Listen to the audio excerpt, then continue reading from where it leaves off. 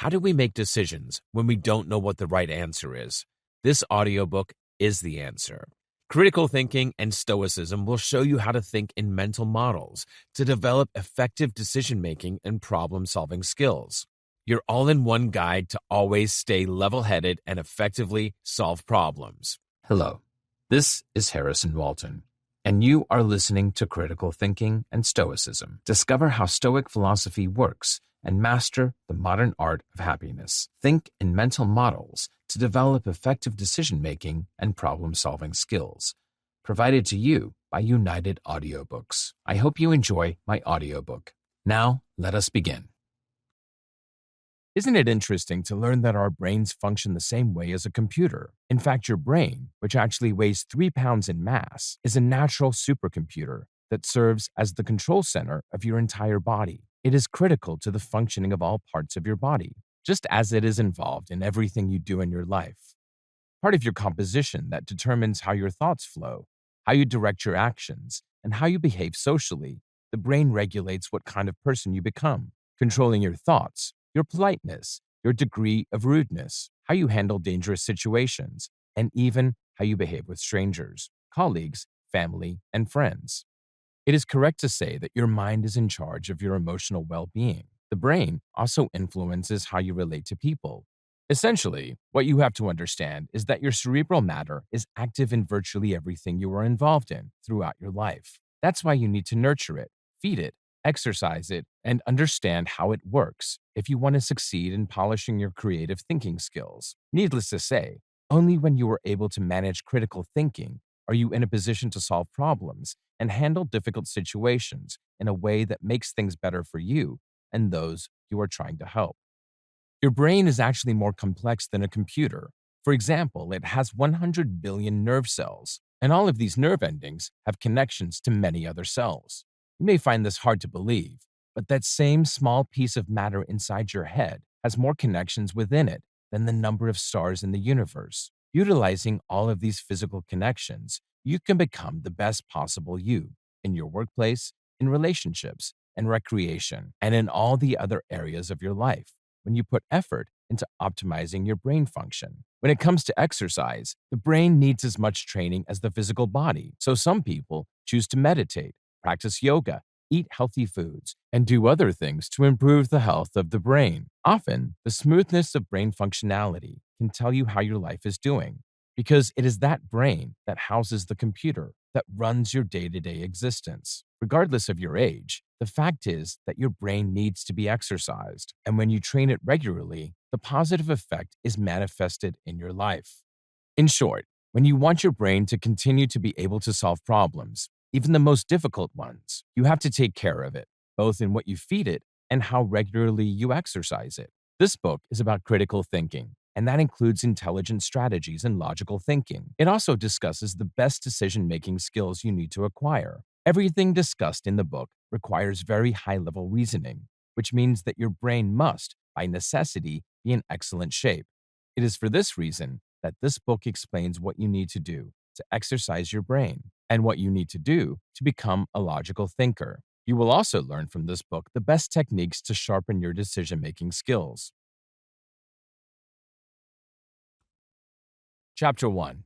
Understanding Critical Thinking. The term critical thinking has become ubiquitous, and it would be difficult to find someone who hasn't come across it in some form, whether in other books or on the internet. But what exactly does it imply, and why is it considered a constructive development? If so, is it a positive development, or is it simply a means of adding more stress to an already overburdened mind? As you progress through the book, you will find the answers to these and many other questions about critical thinking. What is critical thinking? Critical thinking does not necessarily imply that one is criticizing, contrary to popular belief, although it is possible that it can be done much more effectively after engaging in critical thinking. Taking in information and contributions from a variety of sources, analyzing them, and reflecting on them before attempting to form an opinion is what the term itself refers to. It is the process by which thoughts and arguments are rationally entertained rather than being rushed into forming an opinion and passing judgment on something. Critical thinking skills are required regardless of what others instruct you to do. because this is how you come to truly form your own beliefs and convictions, rather than simply repeating the beliefs and convictions of others. Hatred, bigotry, fanaticism, xenophobia, anger, and other issues that plague our society today would simply vanish if people were taught to think for themselves, as opposed to following the herd. A person is not born racist or homophobic. Rather, he inherits those notions from the societies in which he lives and never pauses to consider the implications of his actions. Why do you need critical thinking? When it comes to everything, why is it so important to take an analytical approach, to consider and think carefully about the claims and arguments that are heard on a daily basis, especially in this day and age of the internet? Developing your own set of beliefs. Let's face it, we're all born into a particular belief system, whether religious, social, or otherwise. Critical thinking assists you in challenging each and every one of those doctrines and determining for yourself whether or not they are truly something you have to follow or believe in. There is nothing wrong with adhering to a particular religion or becoming an atheist. It is those who follow either path without question, simply because they have been told that this is the right path to take, who are far too often a source of danger. A religious fanatic or a racist will not engage in critical thinking. They are deluded individuals who never take the time to reason for themselves. When you think critically about things, you will never fall into one of those classifications. Your hatred for another person will never be motivated by a person's sexual orientation, race, creed, religion, or any other inconsequential characteristic. You will begin to notice things that help you feel more connected to others rather than things that distance you from them. A better understanding of things. Critical thinking allows you to gain a more comprehensive understanding of a variety of topics. Acquiring knowledge is never really about cramming as much information as possible into your head. Anyone with a good memory is capable of doing so. But what good is knowledge if you don't take the time to really think about it and analyze it? Acquiring knowledge entails analyzing the information you receive, identifying correlations and/or causality, and deducing the consequences of a particular piece of information or argument, among other things. When you do, this will assist you in putting your newfound knowledge to good use, and you will be able to use it to solve problems, as well as answer larger and more important questions. You will discover that all of the great scientists and thinkers of our time in previous eras lived by a code that required them to critically question everything they did. This allowed them to gain a significantly better understanding of our universe by constructing and deconstructing information, statements, and hypotheses that they came across in their travels around the world, as well as comprehending the logical connection between ideas and how everything is interconnected. Critical thinking allows us to determine how science is established and the foundation on which it then operates. The rationality of forming an argument. We live in an era in which people disagree about everything. Some even argue to make a living, which is unfortunate. It is very easy to come across as uninformed or foolish, which is why critical thinking skills are sorely lacking in today's society. Critical thinking will help you understand a very important point that could have a profound impact on your life.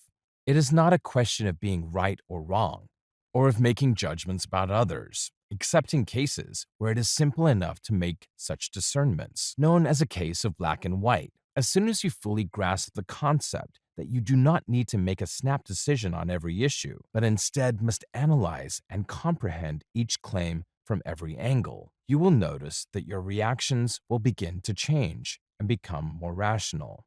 You can then form an argument from a logical point of view that is based on being informed and reasonable rather than being impulsive should the situation call for it. Instead of taking the "I am right, you are wrong" approach, you will be able to elaborate on your statements and provide solid arguments for why you do not agree with them. When it comes to critical thinking, this line of thinking is typically ineffective and does not aid or contribute to any positive change. This brings us to a very important application of critical thinking: problem solving. As we will discuss in greater depth later in the book, one of the primary reasons many people struggle with problem solving is that they rarely address the issue at hand in a critical way. Becoming a better person. Simply put, critical thinking will help you become a better person. You will develop more empathy, and begin to realize that you don't have to be right all the time. Maybe the other person is correct sometimes. Perhaps your worldview is not the only valid one, and there might be a different reality outside the confines of the box you are in. You begin to empathize with others, and you see other perspectives for what they really are, simply viewpoints of people who don't share your beliefs, not enemies or people you should hate for being different. Critical thinking helps you to see beyond cultural norms and to see people for who they are, rather than who they tell you they are. This, and the fact that you shed all hatred for those who are simply different, helps you to be a better person and a stronger leader, which brings us to the next point: improving as a leader.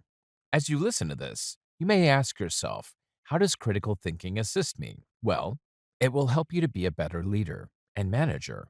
The empathy you gain from analyzing and thinking about other people's points of view means you will be able to show those ideas the respect and recognition they deserve. It also means you will be better equipped to make decisions because you understand that every problem must be considered from all angles.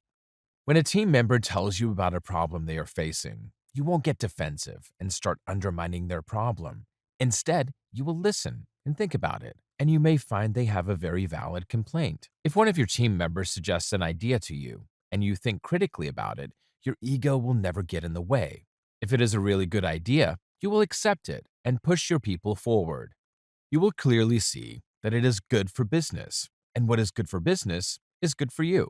Critical thinking will also help you communicate better, as every point or statement you make will be backed by evidence and solid reasoning rather than emotion. It will help you reach your subordinates and deliver your messages in a comprehensive and clear manner. Business and science. What do these two disciplines have in common? Both are largely based on critical thinking, and critical thinking has played and will play an important role in their evolution. When you begin to consider problems from all angles and think about your possible options and solutions, you will become a better problem solver, which is a necessity for any professional today. Critical thinking also promotes creativity because that is what is needed to find a solution to a difficult problem, one you have considered from all angles. You will not settle for an ordinary answer, as you will continue to analyze your solution and find different ways to improve it. As for science, it goes without saying that all scientific theories and experimentation are based on critical thinking. Scientists question everything, and their theories and hypotheses are not based only on their intellectual capabilities, but rather on how they can build their reasoning and connect those ideas. Making sense of the world. All of the above aside, we need critical thinking to make sense of the world, especially in one as polarized as ours is today. You are constantly being told what is right and wrong, and who are the bad people you should hate. It can be a very slippery slope to take, believing everything you hear as truth without subjecting the statements to reason and critical thinking. Critical thinking is the way you will be able to determine which statements are correct and which are false, biased, and probably serving a particular agenda. You keep hearing the term false news, but is it false news? And if so, why is that? This is where critical thinking comes in. It's your way of knowing what makes sense and what doesn't, and most importantly, how you should act on it. Some philosophers say there are no absolute truths, but if there were, critical thinking is how you would find them. Does critical thinking go against personal beliefs and feelings? No, it does not. Critical thinking simply means the arguments formed and the approach to problem solving are not going to be based on faith, personal beliefs, or gut feelings, but on a sensible and rational consideration of the facts presented and the information available. If you want to call a person an idiot, instead of showing why they are wrong, at least do it while giving a reason they are not intelligent. Although it doesn't help your case if you start with the insults. How to make your critical thinking process more structured. Make a list of the different ideas in the material you're evaluating. Examine how those concepts relate to one another or contrast with one another. Evaluate the relevance and importance of each idea. Identify the various arguments in the material you have, and then evaluate how much weight each one carries. Make arguments that show how much you agree with the reasons given, as well as how much you disagree with any of the ideas or arguments. Make a mental note of any inconsistencies you find in the arguments. If you find any obvious inaccuracies, extract them so that they are recognized as such. Propose a solution to any flaws you discover. Gather your personal values during your analysis so that they can be reflected in the arguments you create to counter those with whom you disagree.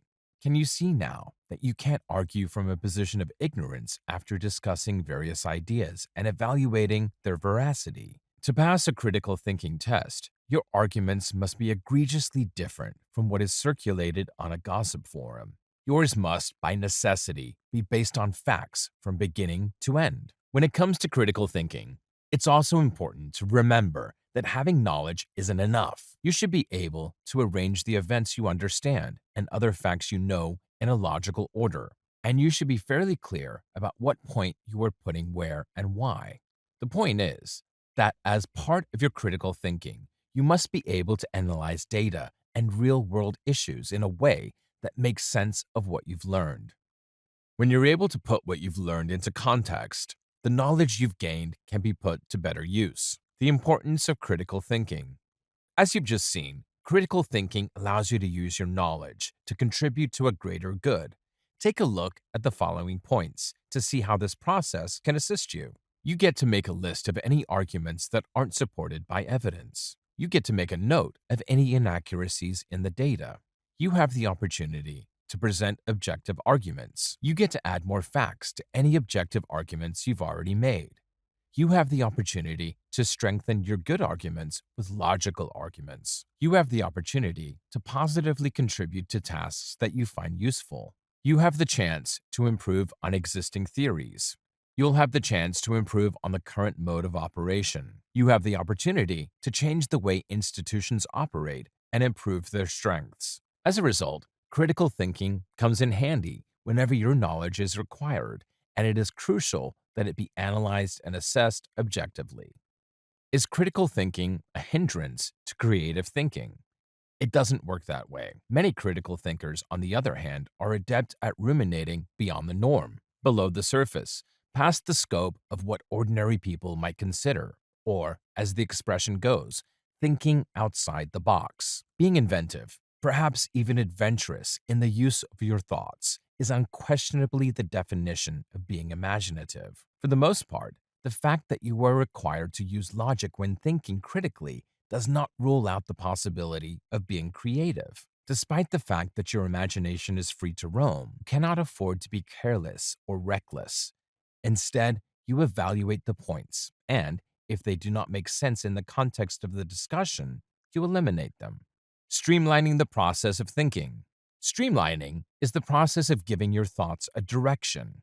When you consider that you very likely do not have a monopoly on certain information on which you are basing your arguments, you will understand how critical this is. It is therefore your values and your level of critical thinking competency that determines the type of argument you fashion, as well as the extent to which that argument will be beneficial to all parties involved.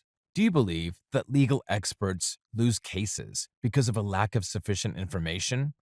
The majority of the time, this is not the case. Often, one party is better at critical thinking than the other, or the personal values of one party are at odds with the values of the jury, and as a result, the two sides are unable to agree, despite the fact that they have the same information, the same statutes, but different arguments and varying conclusions. The same logic is in play in other fields as well, such as business and public policy, among others. When it comes to making important decisions, research is carried out in order to gather data and information for consideration. Final decisions are reached after it has been thoroughly examined within the framework of critical thinking. Helping to improve the global economy. The availability of well-analyzed data is essential when dealing with today's market forces, available resources, and the geographic locations where those resources can be found. If you are to form useful information from your research, it is essential to use critical thinking throughout this process. Otherwise, you would have underutilized resources. Others would have been overworked, and still others would have been misused. The ability to use critical thinking allows you to determine whether it is feasible to establish a factory in one location or another, and whether it is more cost-effective to employ labor-intensive manufacturing methods rather than mechanically based processes.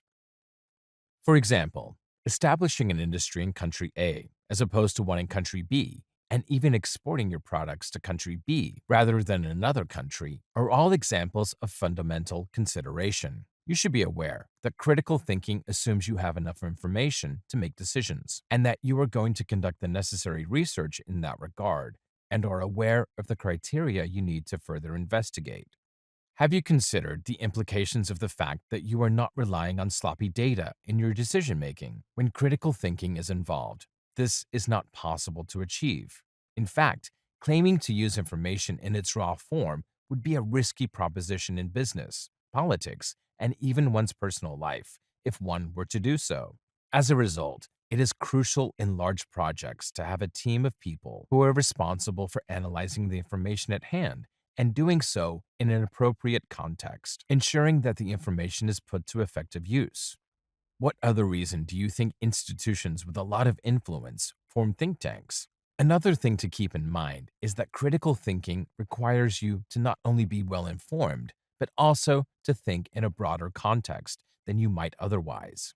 Remember, we are living in the technological age, and no matter what your field of expertise is, you can take advantage of tremendous opportunities on a global scale if you exercise sound critical thinking. Finding and communicating with people all over the world helps you stay on top of things when it comes to timing, whether you're looking for export opportunities, more favorable import prices, more suitable immigration rules, or anything else. All of these processes are part of the process of critical thinking and analysis, helping to enhance efficiency in communication. Critical thinking allows you to organize data in a way that creates a reasonable picture of something or a situation, one that aids you in forming an opinion, and even one that allows you to make a decision based on the picture you've constructed. As part of critical thinking, you will have the opportunity to analyze and evaluate data with the goal of making an informed opinion about a given situation. In short, you can only present a valid argument for an idea if you have engaged in critical thinking throughout the process. Increasing one's creativity. Do you ever imagine that creativity begins and ends with the arrangement of colors and patterns to create an enticing image? Unfortunately, this is not the case. It goes far beyond that and includes the ability to organize ideas in a variety of ways and then evaluate what each set of ideas reflects. You can use a crude analogy to illustrate this point, such as the comparison between the concept of eating and the concept of living. If you organize those two ideas correctly, you could be either living to eat or eating to live, depending on your situation. Consider how different your life would be if you had to choose between the two scenarios. This is important because critical thinking will encourage you to look for additional ideas, discard some ideas, and adopt others. All of this thinking and weighing of options results in a significant sharpening of your creative abilities. Promoting self-reflection. When you engage in critical thinking, you evaluate every decision you intend to make in advance and weigh the advantages and disadvantages of each option. Because you are committed to living a fruitful life, you consider all of the options available to you in all areas of your life. You will only choose a route to take after conducting a reasonable and comprehensive assessment. Of course, your personal values are taken into consideration at all times. When it comes to critical thinking, self-reflection is an unavoidable part of the process that cannot be avoided, providing a solid foundation for any scientific findings and development. We are talking about a field that deals with facts and precise data rather than assumptions and broad generalizations in this case. As a result, critical thinking is an unavoidable requirement if you want to make any progress in science. Scientists are well known for developing theories after engaging in lengthy bouts of critical thinking, and the theories and principles that they develop have proven to be enduring over the course of history. Consider the law of buoyancy, the law of reflection, the oxygen theory of combustion, and other theories of buoyancy and reflection. Providing grounds for democracy. Well, without getting into the politics of critical thinking, You will understand that being able to make an informed decision of your own free will is an important part of democracy. In fact, how can one assert that democracy is in operation, for example, if the information is not being disseminated to those who are engaged in voting in its correct form, in its entirety, and in a timely manner? How can anyone conclude that there is democracy at work if the environment is not conducive to challenging the information provided, or even checking the veracity of the information provided? Overall, whenever critical thinking is encouraged, a sense of democratic space is created, and the people involved are content to make well-informed decisions. It is through this process that politicians who are opportunists are weeded out, and chances are offered to politicians with vision who are willing to sincerely serve their constituents. It is also through such a process of critical thinking that people can be relieved of their unfounded fears, some of which may be caused by general biases and prejudices. The portrait of a critical thinker. When you improve your ability to think critically, you will notice an increase in a variety of characteristics that will make you more socially desirable in the long run. Because of your increased emotional intelligence, you will become someone that more people want to be around. Emotional intelligence is one of those buzzwords in today's society that refers to the ability to get along with people better, as well as the ability to manage your relationships and interactions with other people as a result of your increased ability to understand and control yourself and your emotional states. This is due to the accumulation of a number of other characteristics, such as inquisitiveness. The critical thinker is inquisitive. They are constantly willing to ask questions and gain a better understanding of their surroundings. They are motivated by a desire to better understand others, and they will make it a point to learn about a variety of different issues around the world in order to gain a clear understanding of how they affect others in the process. Attentiveness. When it comes to critical thinking, the critical thinker is acutely aware of the extent of his or her abilities and is constantly on the lookout for situations in which critical thinking is required and warranted. When it appears that critical thinking might be applicable, it is employed, even if it appears that a simpler, more straightforward solution might be available. Self-confidence. It is possible for the critical thinker to gain confidence as a result of his or her awareness of his or her abilities. The critical thinker is confident in his or her ability to reason and has faith that it will be done when the situation calls for it to be done. Open-mindedness. The critical thinker is willing to acknowledge that different points of view exist in the world and that this is entirely fine. They are open to hearing and considering other people's opinions and assertions, and they are willing to give them the same benefit of the doubt that they would give to others. Flexibility. Flexibility is recognized by the critical thinker as a necessity at times, especially when considering opposing viewpoints or viewpoints that do not align with their own beliefs in the first place, and they are prepared to exercise this flexibility when necessary. These individuals are willing to give those difficult issues the time and attention they deserve, and they will not shut down when confronted with a point of view that differs from their own. When something goes wrong and changes are required, they are able to adapt and roll with the punches. Alertness. They are well aware of what is likely to occur in the future, and they begin anticipating any events that may occur as a result of their knowledge. In order to understand what is going on in their immediate environment, these people are usually paying close attention to politics and political tensions, understanding other people's opinions. It is likely that the critical thinker will pay attention to what other people have to say, even if they disagree with their beliefs or consider that their opinions are irrelevant or unimportant. In order to avoid immediately dismissing the other person's point of view as illegitimate, they will take the time to listen to and understand their point of view, fair and appraising reasoning. Rather than unfairly judging other people's approaches to their reasoning, the critical thinker will make it a point to give each and every argument a fair evaluation. If an argument does not align with the critical thinker's own beliefs, it will not be dismissed out of hand. The critical thinker is able to recognize his or her own biases and prejudices, and by being honest about those biases and prejudices, he or she is able to correct them before they become a problem in the future. In other words, it is the ability to self-regulate and self-control, understanding when to stop, make, and alter judgments. In response to feedback and an understanding of the situation, the critical thinker can determine when it is appropriate to cease attempting to make a judgment, to finally make one, or to change one already made. Willingness to reconsider and revisit viewpoints when change is necessary.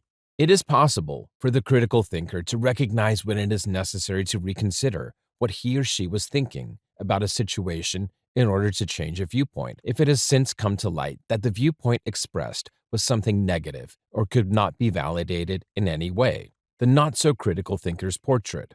This is someone who believes that there is no reason to consider a situation critically.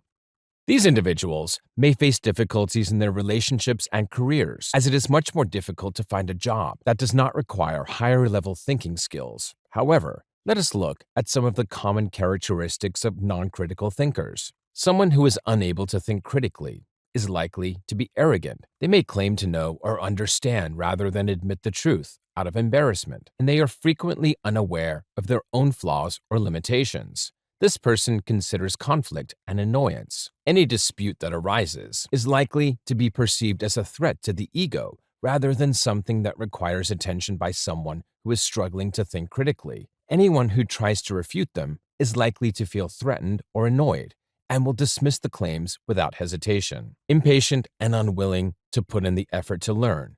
Someone who struggles to think critically is likely to be impatient all of the time. If something is complicated, they will skip to the end and make a best guess rather than try to understand it. They would rather rush to the end than learn, despite the fact that this leaves them in a state of confusion. Instead of relying on evidence, go with your gut. The focus of the non-critical thinker is usually emotional. This person's thought process is driven by their emotions. When asked whether they would prefer a sports car or an SUV, they will choose the sports car because it excites them, even though an SUV would probably be more practical. They are so engrossed in their emotions that they fail to notice data and evidence, which can lead them to act rashly rather than logically. They are preoccupied with themselves. They are always correct to the uncritical thinker. They are so caught up in their own perspectives on the world, and as a result, they are unwilling to consider anyone else's point of view. When someone else expresses dissatisfaction, the uncritical thinker immediately begins to focus on how to best refute the claim, rather than learning about the other person's point of view, which may be quite valid. Viewpoints that are in agreement with them or that are supportive of their own will always be given precedence. Chapter 2. Mental Models for Critical Thinking. Mental models influence not only our thoughts, but also our actions. We use mental models all the time, even when we aren't aware of it. We are bound to develop familiar patterns of behavior when we only have a few mental models at our disposal, because our thoughts and decisions will be limited to the range of mental models we have. In this case, when difficulties arise, we will inevitably revert to old patterns in an attempt to solve them, or resign ourselves to simply coping with them. When people talk about improving their minds, what they focus on is arming themselves with knowledge and distinguishing the thoughts they should have. Surprisingly, they fail to consider how the mind functions. As a result, when people try to improve their thinking skills, they simply pay attention to what they are thinking about and the information they allow into their minds. This is not the most effective method of brain development. It is critical that you monitor how you think in order to improve how you ruminate. To put it another way, you should think about thinking. So, how can you tell if you're thinking critically? Critical thinking is a complex process. However, if you spend time considering whether your ideas make sense, you can argue that you are thinking critically. When you are a critical thinker, you can do a variety of things. For starters, you'll find it simple to understand logical connections between various ideas. You will also solve your problems in a more systematic manner. Not only that, but you will be able to assess the appropriateness and significance of ideas. Critical thinking is a skill that almost anyone can learn. However, most people fail to develop the skill due to critical thinking misconceptions. For example, many people will conclude that the process is difficult and will abandon it. As a result, their lack of knowledge about critical thinking and its significance prevents them from becoming interested in the subject. Some will argue that critical thinking is a detached, cold, and unemotional process. What these people don't realize is that critical thinking is liberating. You will be more resourceful if you can think critically. As a result, this is a liberating experience because you will be honing your critical thinking skills on occasion. Other people will be discouraged from going through the process because they believe it will result in change. Indeed, critical thinking will assist you in detaching from old assumptions that you may have held on to. As a result, you will be better informed about the best strategies for making systematic decisions. So, if you know what you're getting into, it's not a bad idea. Components of critical thinking. Critical thinking is a skill that you must be proficient with. It consists of several components that define how critical thinking works and how it can assist you in thinking critically. The main elements of critical thinking are discussed briefly in the following paragraphs. Perception. People have different perspectives on the experiences that they encounter. Something that excites one person may be considered less exciting by another. As a result, perception is how people interpret their observations, ideas, experiences, and so on. Your perception will influence how you think. You will think positively about an experience if you are pleased with it. On the contrary, if you aren't happy, you will have every reason to dislike a specific activity. Assumptions. Assumptions shape how you think. They are an essential component of critical thinking. Frequently, the assumptions we make are implied. As a result, some people may be unaware that they are making assumptions before making a decision. People are prone to making assumptions because they are at ease with them. They are usually derived from how we perceive the world around us. They are determined by our beliefs and how we choose to interpret certain concepts. Emotion. Thoughts are also triggered by emotions. As a result, you can't think if you don't have any emotions. Critical thinkers have mastered the art of learning to cogitate without allowing emotions to interfere. They work to increase self-awareness. They become aware of the presence of these emotions and learn to let them go. Argument. Critical thinking necessitates the development of an argument in addition to the elements listed above. You will be arguing with yourself about whether something is true or false, valid or invalid. You should be able to come up with a reasonable argument after critical thinking. Logic. Logic incorporates the concepts of deductive and inductive reasoning. The former is based on the hypotheses or broad statements. Deductive reasoning encourages you to assess the likelihood of achieving a specific goal. Inductive reasoning, on the other hand, takes observations into account and generates broad generalizations. In other words, in order to draw conclusions, you must first make observations. Both types of reasoning will help you become a wise decision maker. Understanding claims, issues, and arguments. After exploring some of the elements of critical thinking, it is critical that you understand how claims, issues, and arguments play an important role in critical thinking. Claims. People may say something about what they choose to believe based on their beliefs. In politics, for example, people will choose to support one candidate over another based on their beliefs about the candidate. As a result, their statements are claims. A few people will agree with me on this. Claims are statements made by people to express their feelings about a specific topic. Claims are not facts. As a result, they are debatable.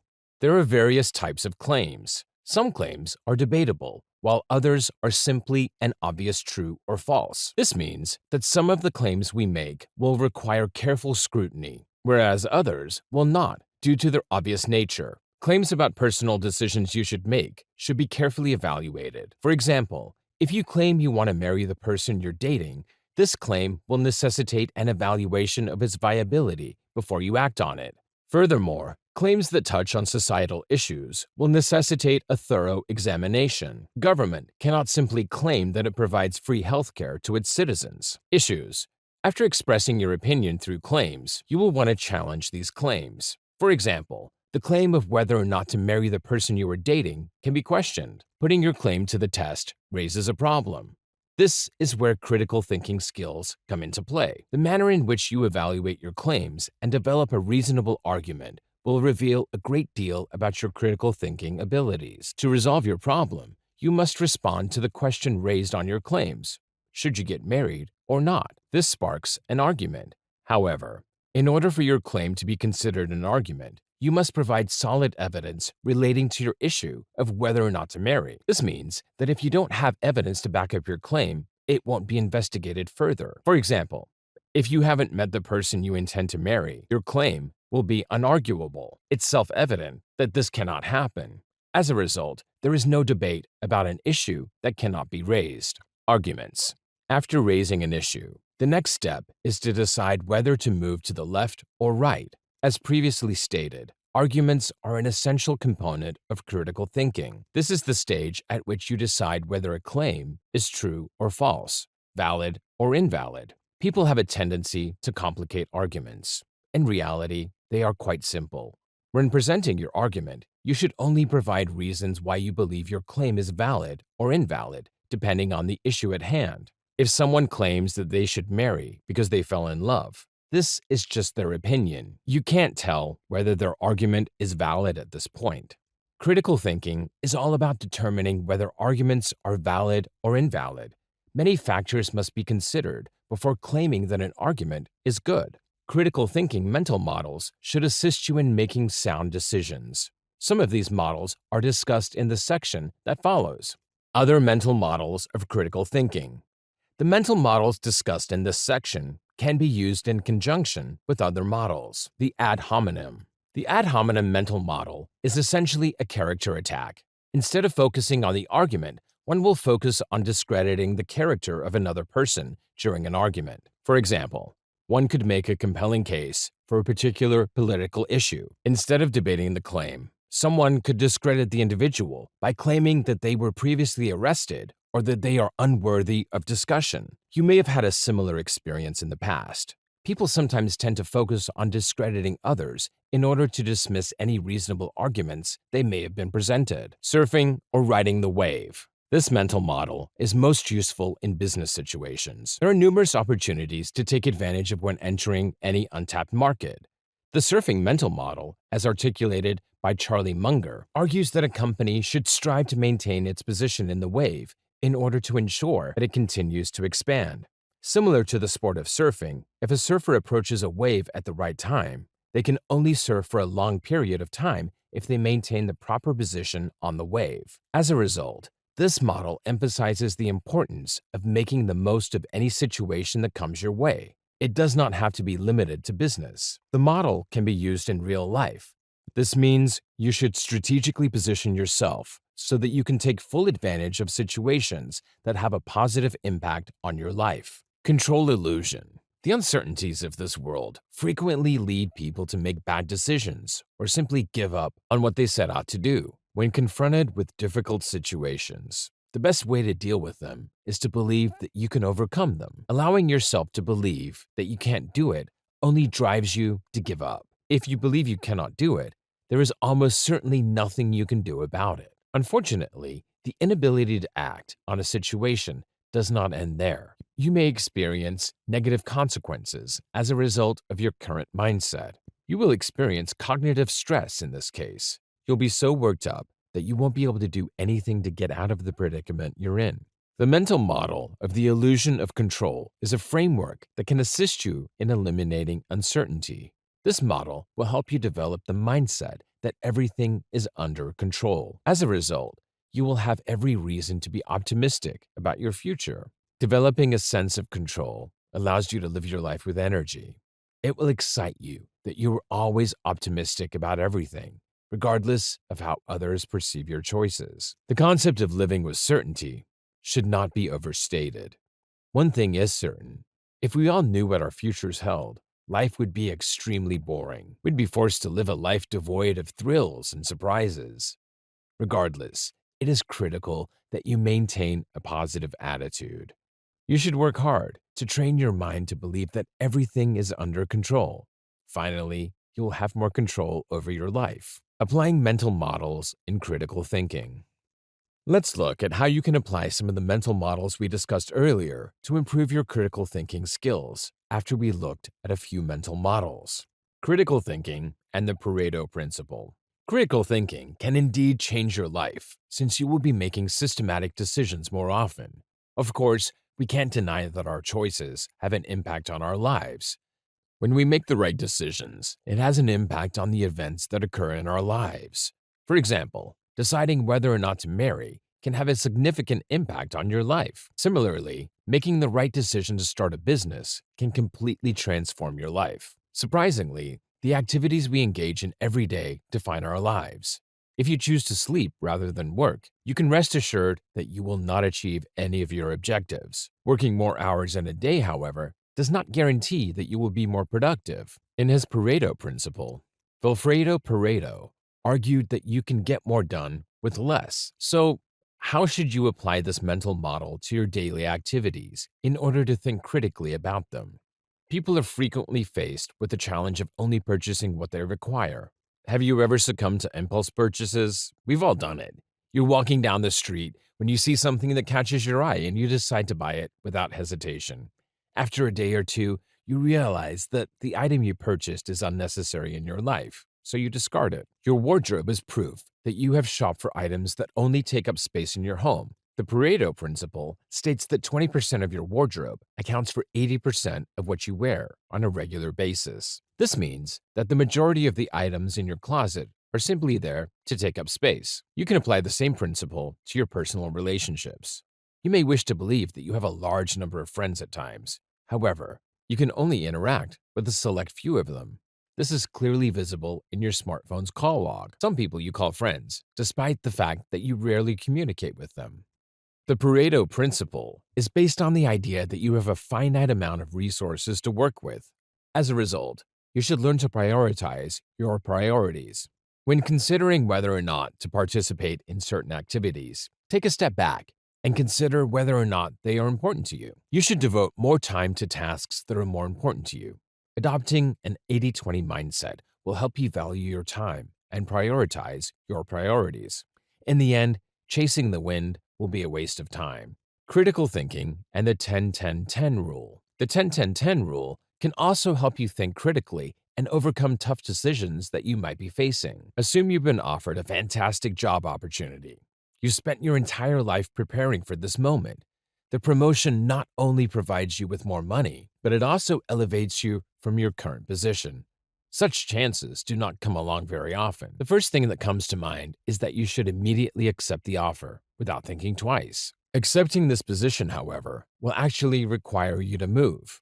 You're torn apart by the prospect of moving states because you've spent years establishing your current local network. Your loved ones have come to visit you.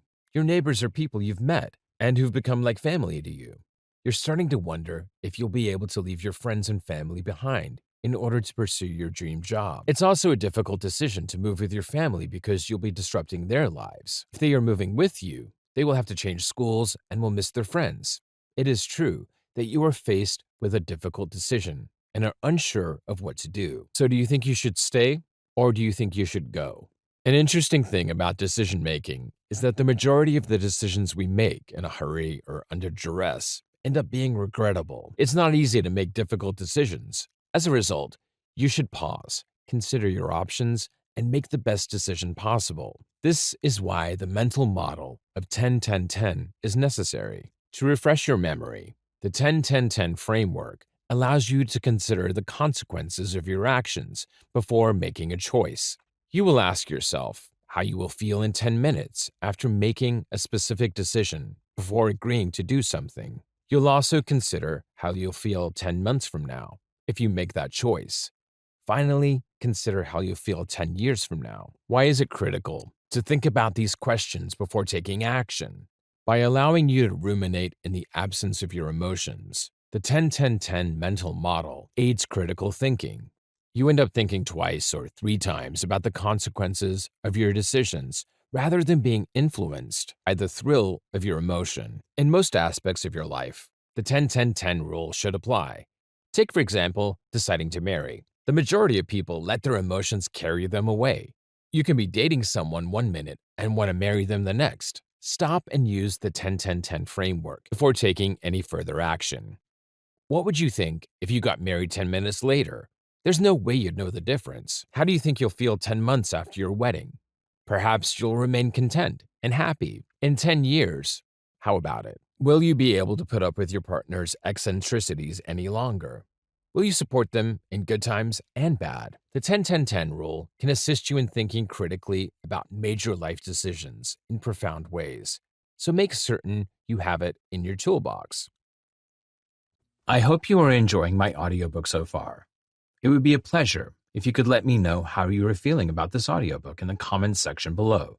We would greatly appreciate it if you could also like this video and subscribe to United Audiobooks to have access to more best-selling audiobooks in the future.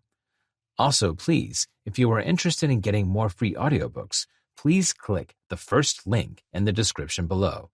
Now, let us carry on with the next chapter. Chapter 3: Cognitive Bias and Fallacies. Memories stored in our brains of a similar event may create a bias that will lead to a change in thinking and decision-making. These biases could disrupt an entire process, leading to a choice that is not in the optimal range for the mental model. Cognitive bias will be an error in reasoning that may divert the decision-maker from making any rational deduction. To a certain extent, we will find the cognitive bias we have is going to be a completely natural phenomenon. It is simply the way the brain is going to work. It is often going to be a very complex process for the brain to work through every piece of information that comes to it from all of our senses, from touch, taste, sound, sight, and hearing. Keep in mind, there will be some types of cognitive biases that are not considered natural. These will be created from a few different things, such as misinformation, an education of parents, school, traditional practices, and more. It's not natural to have these kinds of cognitive biases, and if you realize that these are the things you're dealing with, then it's something you have to manage. How cognitive biases weaken your mental models. Each of the following solutions offered by cognitive biases also has its respective disadvantages. The key to avoiding further problems, therefore, is to be aware that shortcuts are being taken rather than making deliberate but sound decisions. Consider these 4 issues that stem from the overuse of cognitive biases in a person's daily life. You do not get to see everything. Filters are beneficial to you if and only if they block unnecessary information. However, in most cases, people are unable to adjust their filters accordingly, leading to the loss of key information that could be useful in making a decision. Your search for meaning can lead you to illogical or even harmful assumptions. Imagining how an event has happened can quickly become a source of error and misjudgment. You are essentially fabricating a story that fits only your point of view rather than the whole truth of the situation. Decisions that are made too quickly tend to have serious flaws. Hasty decisions are often selfish because you didn't have the opportunity to consider each side of the story. They can also be counterproductive, since most of the time they are partially or completely wrong.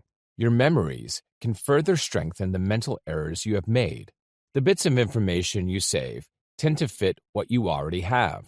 It means that instead of expanding your mind, you are only reinforcing both the good and bad attitudes and beliefs you have about people, objects, events, and more. Given these, you can conclude that cognitive biases are like any other you may have at your disposal. When used correctly in context and in moderation, they can be quite useful and at times even life-saving. However, when abused, over-reliance on cognitive biases can create more problems and lead to more harm. The human brain is capable of remarkable feats of ingenuity and resourcefulness. It also plays an essential role in the plans and decisions that are made for everyday life, such as remembering the conversations you have had with your friends and having a productive day at work with your colleagues. The brain is indeed susceptible to being misled. Fortunately, it is also capable of improving the important mental structures that underlie your thoughts, attitudes, and behaviors. Ambiguity effect. This is where you avoid situations when you don't know if the outcome will be favorable to you or not. Anchoring. This is when you rely too much on one piece of information during the decision-making process. Generally, it is the first piece of information you receive. Personification. This is where animals, objects, and concepts are characterized as having the same tendencies as humans. It is giving non-humans traits, emotions, and intentions that are normally reserved for humans to inanimate objects and things. Attention bias. This is where your perception is affected by the thoughts that continue to occur. Automation bias. This is where you believe the automated information you receive and you rely excessively on these automated systems, often going against what you know is the right decision. Availability heuristic. This is when the probability of something happening is overestimated because you remember it better than other things. It can influence our memories, and our emotions can change. Availability cascade. This is where collective beliefs become more plausible because of the repetition the public gives them. This confirms the saying that if something is repeated long enough, it will become true. Backfire effect. This is where we refuse to believe the evidence that does not support our policy. Bandwagon effect. This is basically where you're doing something just because a group of people are doing the same thing. Base rate fallacy. These concern focus on specific information that only relates to a certain situation rather than looking at the general information in front of you. Belief bias. This is where you skew your argument because you believe so strongly in the conclusion. Ben Franklin effect. Someone is more likely to do someone a favor if they have already done so. This is in contrast if they had received a favor from the same person. Blind spot of bias. It is where we see ourselves in a less partial light than we see other people. We are more capable of seeing prejudice in someone else than in ourselves. Biased support for choice. This is where we remember the choices someone made better than they do. Grouping illusion. This is where we see the phantom fat patterns instead of looking at the whole picture. Confirmation bias. This is where we only focus on information that will confirm what we already believe.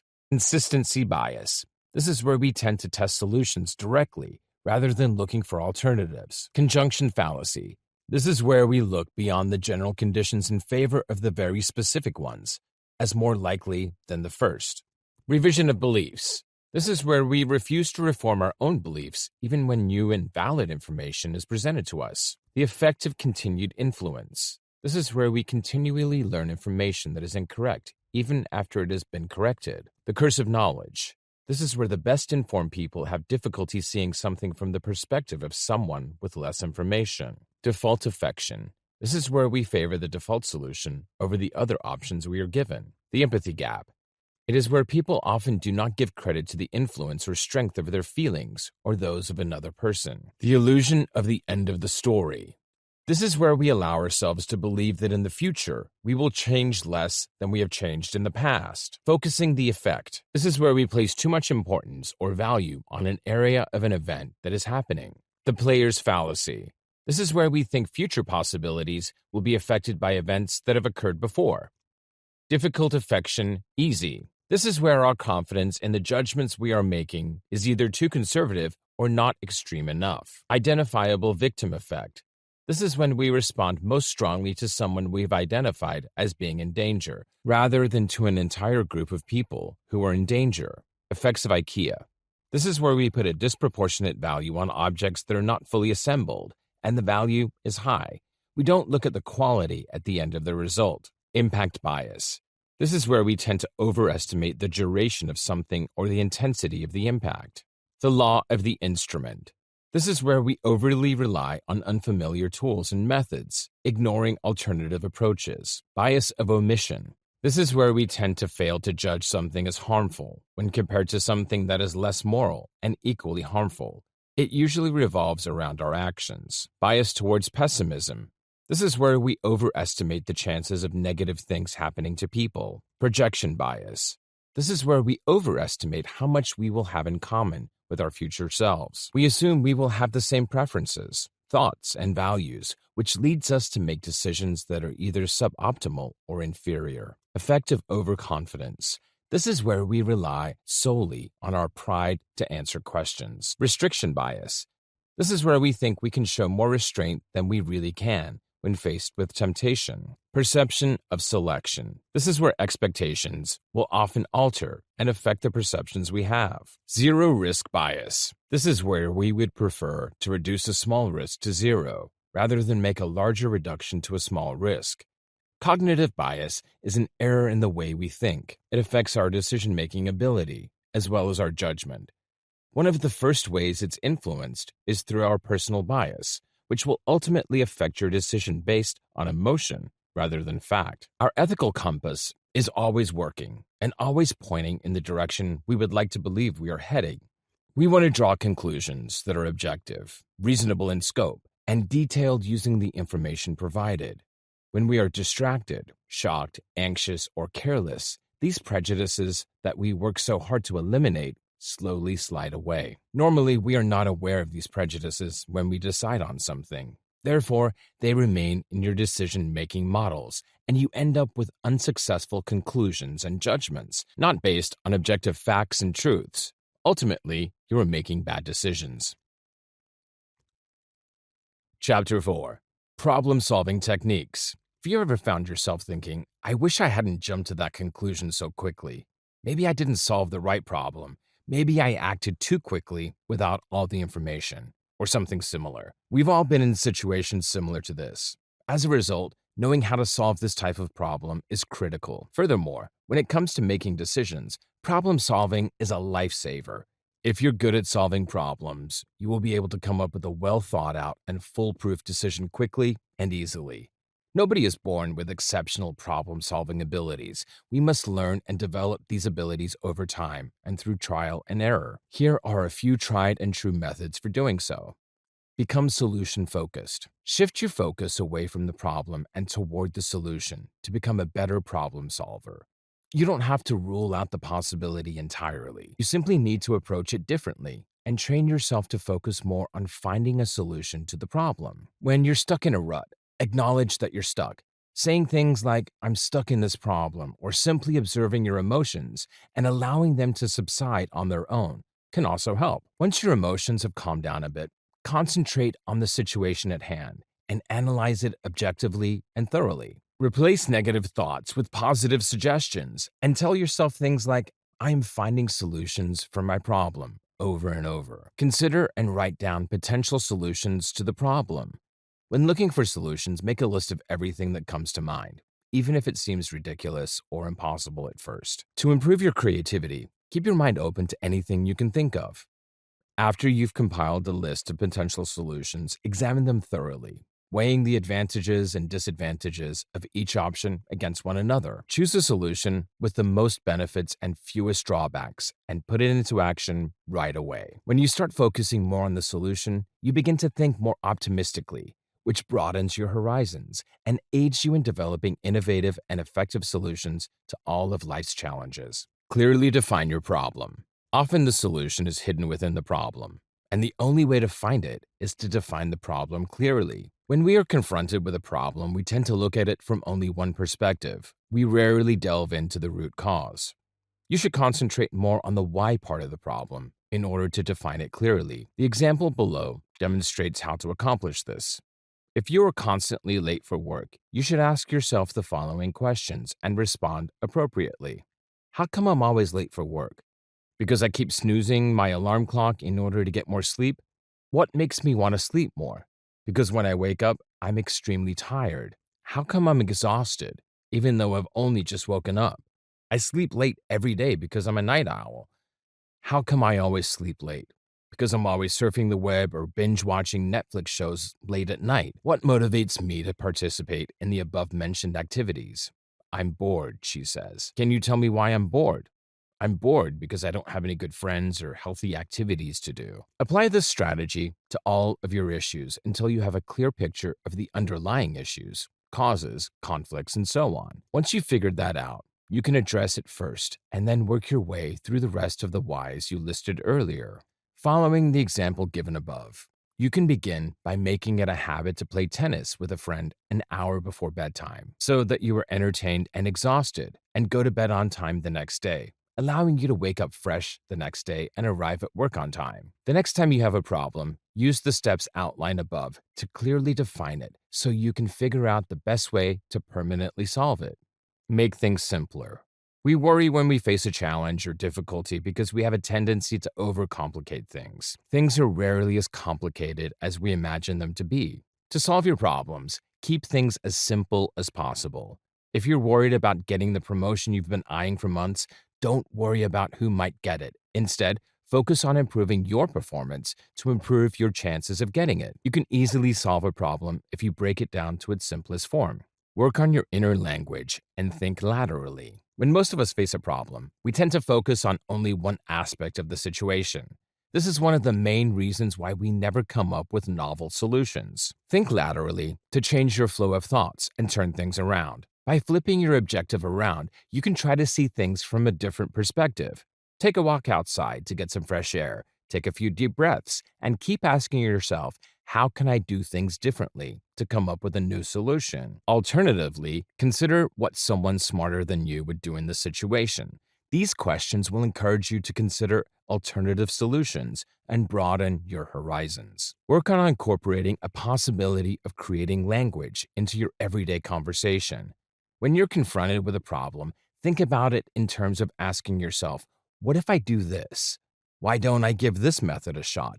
What other methods might others employ? This encourages you to think positively and imagine new possibilities in order to come up with great innovative solutions.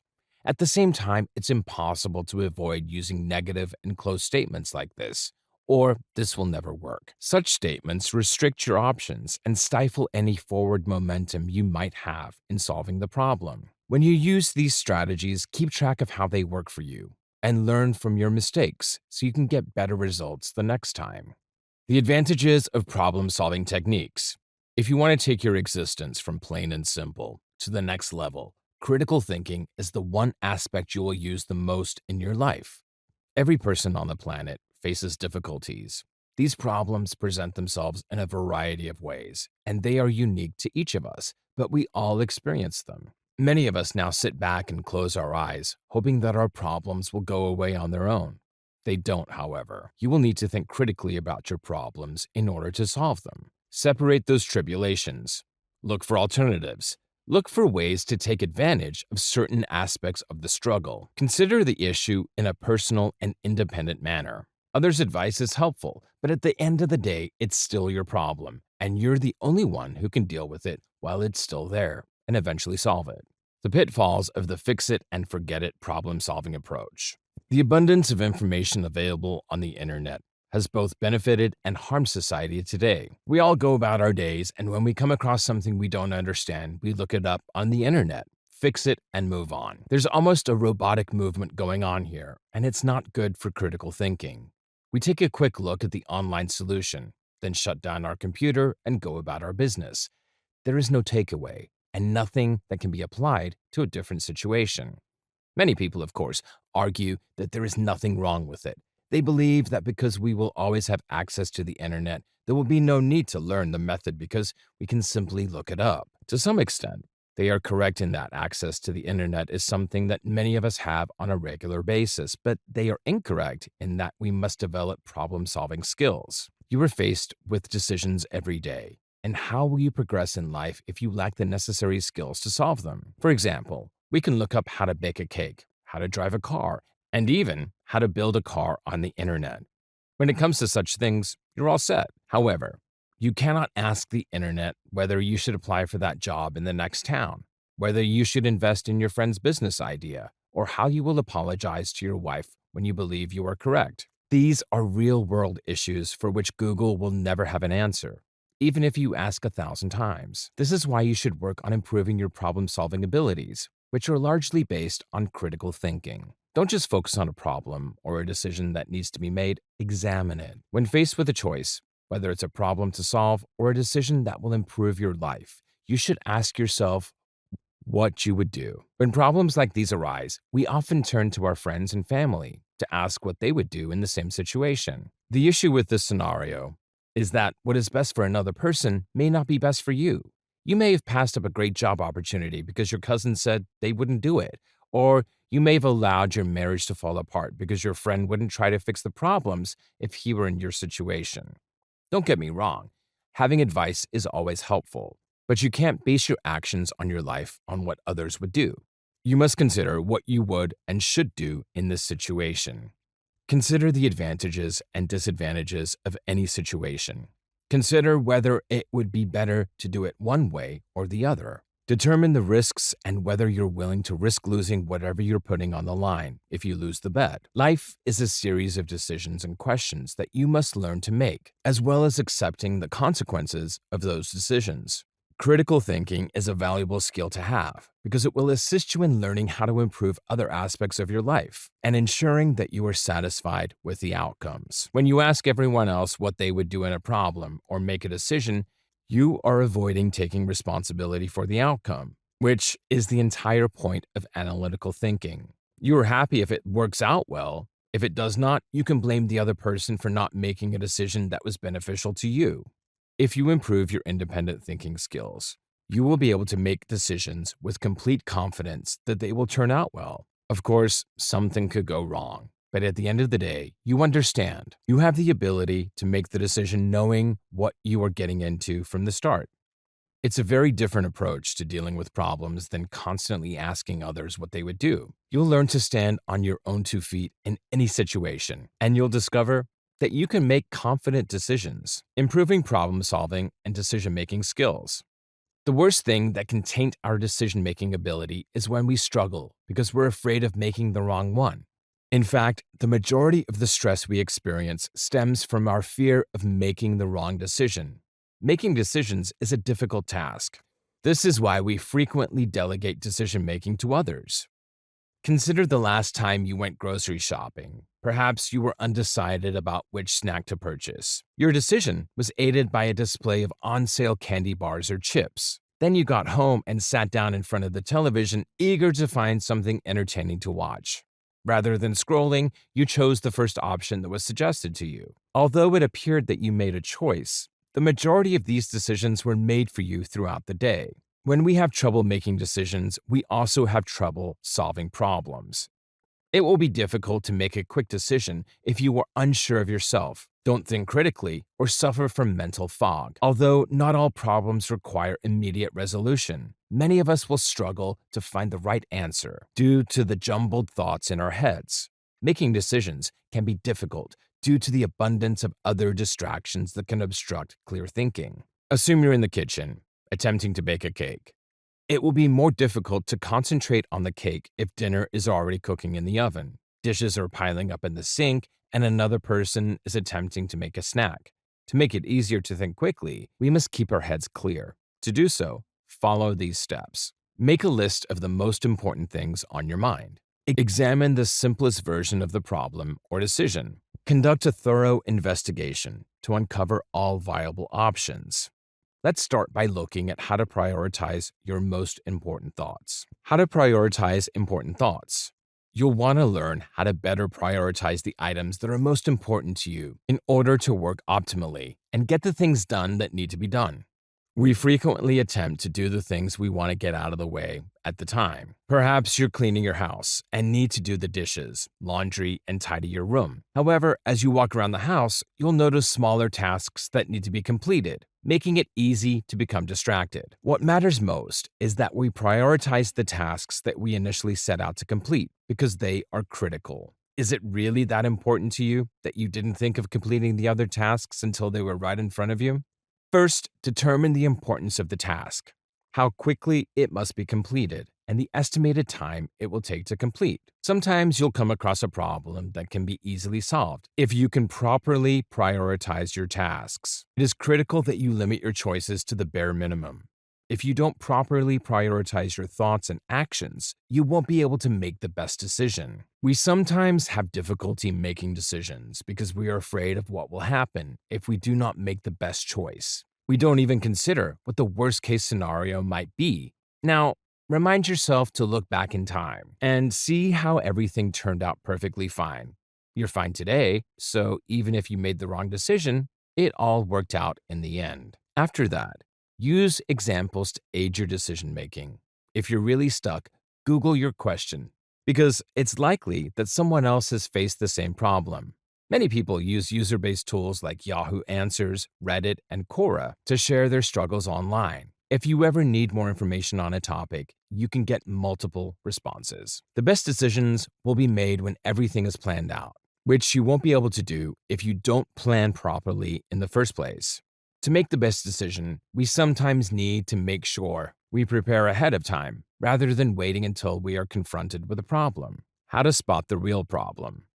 Looking at the real issue that needs to be addressed is one method for problem solving. We frequently seek out solutions that will assist us in quickly exiting a situation. You might prefer a quick fix or a simple solution that requires less effort. If you try to take shortcuts, however, you may end up hindering your ability to find a positive solution. The person making the decision may not want to admit that they were wrong. Someone refuses to accept responsibility for the outcome, whether it's a spouse, a boss, or someone else.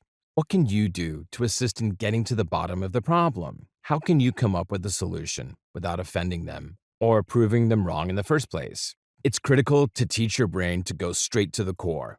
Go over the usual who, what, where, when, and why questions. Dig deeper and apply your critical thinking skills to uncover the real issue lurking beneath it all. Consider the last time you were in a fight with two friends. They may have fought over something minor. One of them may have been rude to the other, or there may have been a misunderstanding. Maybe it's not a big deal between two average people, but these friends may have exaggerated the situation. Part of this is due to the fact that there was most likely a deeper issue lurking beneath the surface, making everyone feel even worse than it was. To begin, determine what the problem is at face value. What is your most fundamental understanding of the issue? Someone in our example is attempting to lose weight. Someone else might be able to help you with this issue. Discuss it with others to get a different perspective. In this case, the person who wants to lose weight might consult a doctor, a nutritionist, or even someone who has gone through similar difficulties. Examine all of the factors that may have contributed to or influenced this problem. This is when your thoughts become more in-depth. They are having difficulty in this case because they are anxious. Their mother chastised them for not losing weight. Food is a source of comfort for them. It is difficult for them to exercise. Come up with a variety of options. Because you can see the many different causes at this point, you can come up with a variety of solutions. In this case, you might seek professional help to overcome anxiety so that they can stop emotional eating and work through issues with their mother. A more effective exercise routine can also be presented. Select the most appropriate solution. This would vary by person, but as you can see, the solutions we came up with aren't as simple as find a new diet plan, because that won't solve the root of the problem. Make a decision about whether or not this was the right thing to do.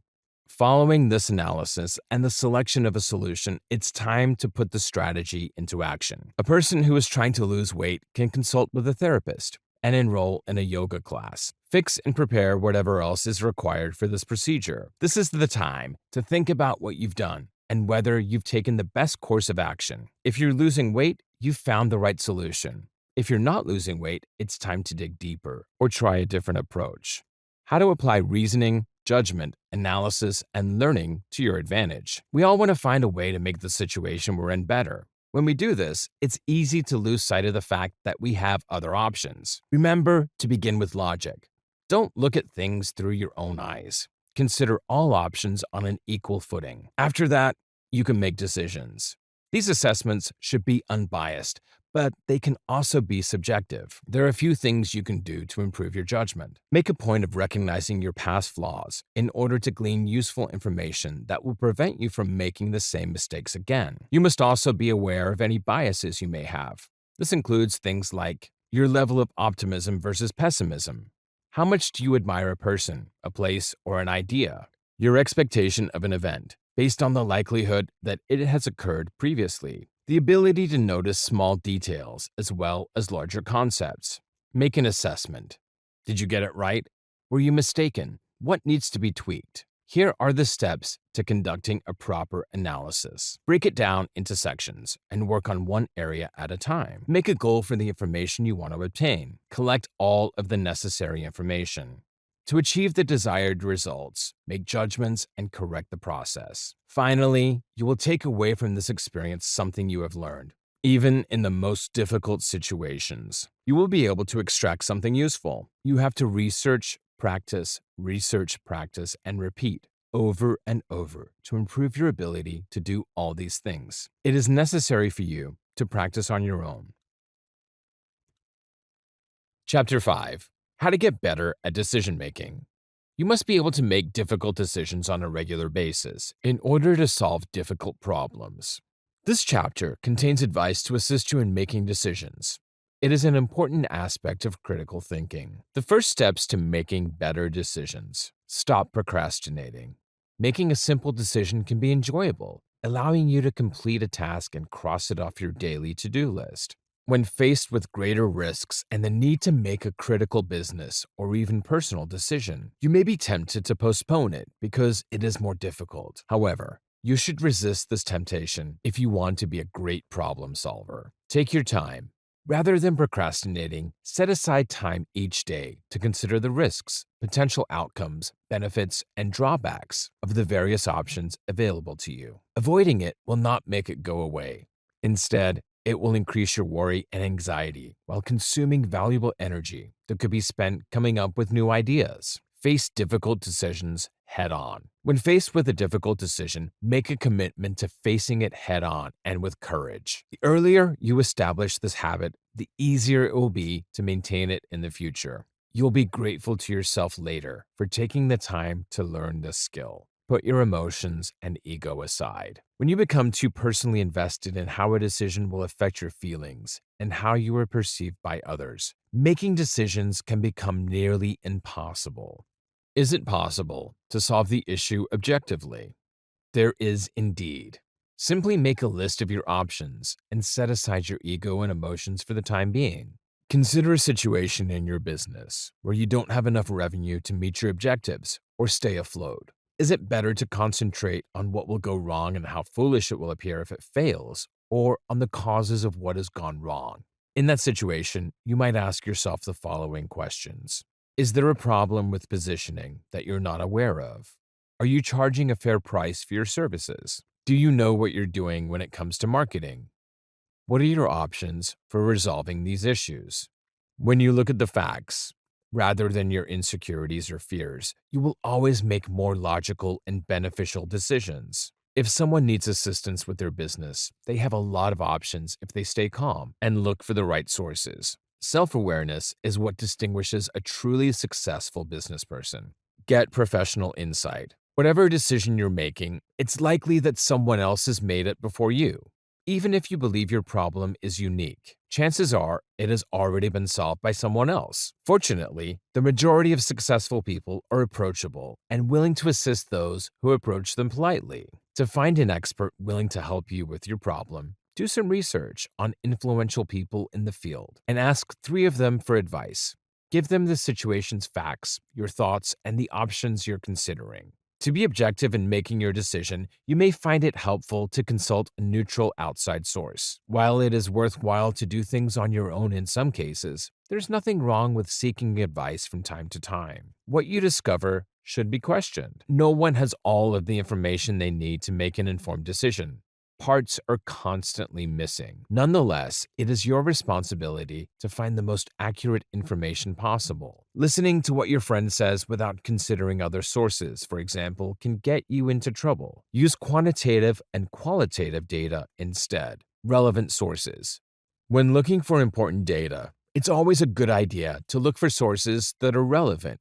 Customer feedback, for example, can help you find answers to questions about how to improve your business. No data is better than bad data. You can make strategic business decisions using industry trends, reports, and research, as well as expert advice. Above all, keep in mind that no data is preferable to bad data. When making important decisions, always look for data you can trust, and your decision-making abilities will soar.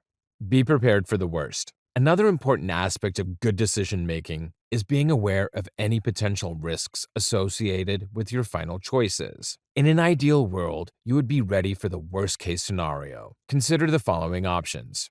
Take some time to think about what the worst-case scenario might be in relation to your decision. What, for example, if you have to fire someone from your company, could lead to the worst-case scenario? The employee may file a lawsuit, or your team may become enraged. There are a plethora of approaches to dealing with any potential risk, but you must be prepared. Feel better about your decision. Having a realistic view of your potential risks can help you feel better about your choices. Always remember that people make mistakes, so don't get too down on yourself if you make a poor decision. Instead, consider what went wrong and then write about it in order to prevent it from happening again. In this way, your blunder will not be in vain. The consequences of poor decision making and problem solving. Take a look at a typical business scenario. You are comfortable conducting interviews and selecting the best candidate for a position. You're confident in your ability to delegate and explain what your company is all about, as well as how employees should act in order to contribute. You believe you have effectively provided them with all of the tools they require to be successful on the job. So, why do they struggle to make even minor decisions? Your employees' apparent inability to make good decisions may begin to distract you. Nothing can be accomplished unless decisions are made. Conclusion. Congratulations on reaching this point in the book. It was written to give the listener an overview of the critical thinking process in order to pique their interest in a practice that can greatly benefit people as they strive to live a more productive and happy life. You will eventually be able to rely on your own logic and reasoning in any situation, no matter how difficult or challenging. You will be able to succeed both at work and in your personal life as a result of this. Make use of all of the strategies you've learned in this book. You've learned to think like a lawyer, and now you're ready to solve problems professionally. You can improve your productivity and efficiency by following the simple tips provided in this book. Critical thinking is a powerful tool when it is properly understood and practiced. When it comes to developing critical thinking skills, it's crucial to learn more about the event and the mechanisms that play a role in it. Concerns about the successful application of critical thinking skills are likely to fade once they are recognized.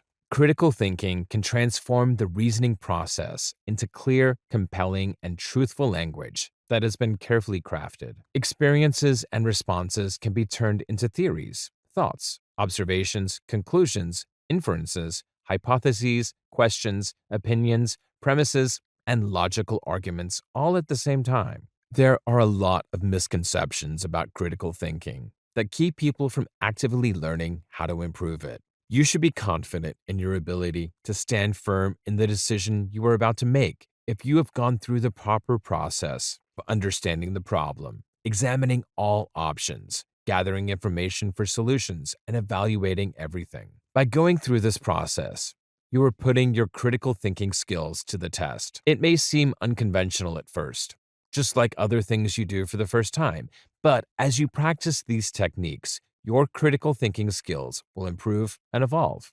Critical thinking is necessary for analyzing information and reaching clear and sound conclusions about any argument or problem solution. It necessitates going through a process that includes looking at the evidence and making decisions about whatever you're thinking. As important as critical thinking is, you must avoid intellectual arrogance, failure to listen, and hasty judgment, or your entire argument for critical thinking will crumble as quickly as it began. There are a variety of situations in which critical thinking can be applied. Looking back, you were most likely in a critical thinking situation without even realizing it. It's important to remember, though, that the effectiveness of your critical thinking skills is determined by how you use them.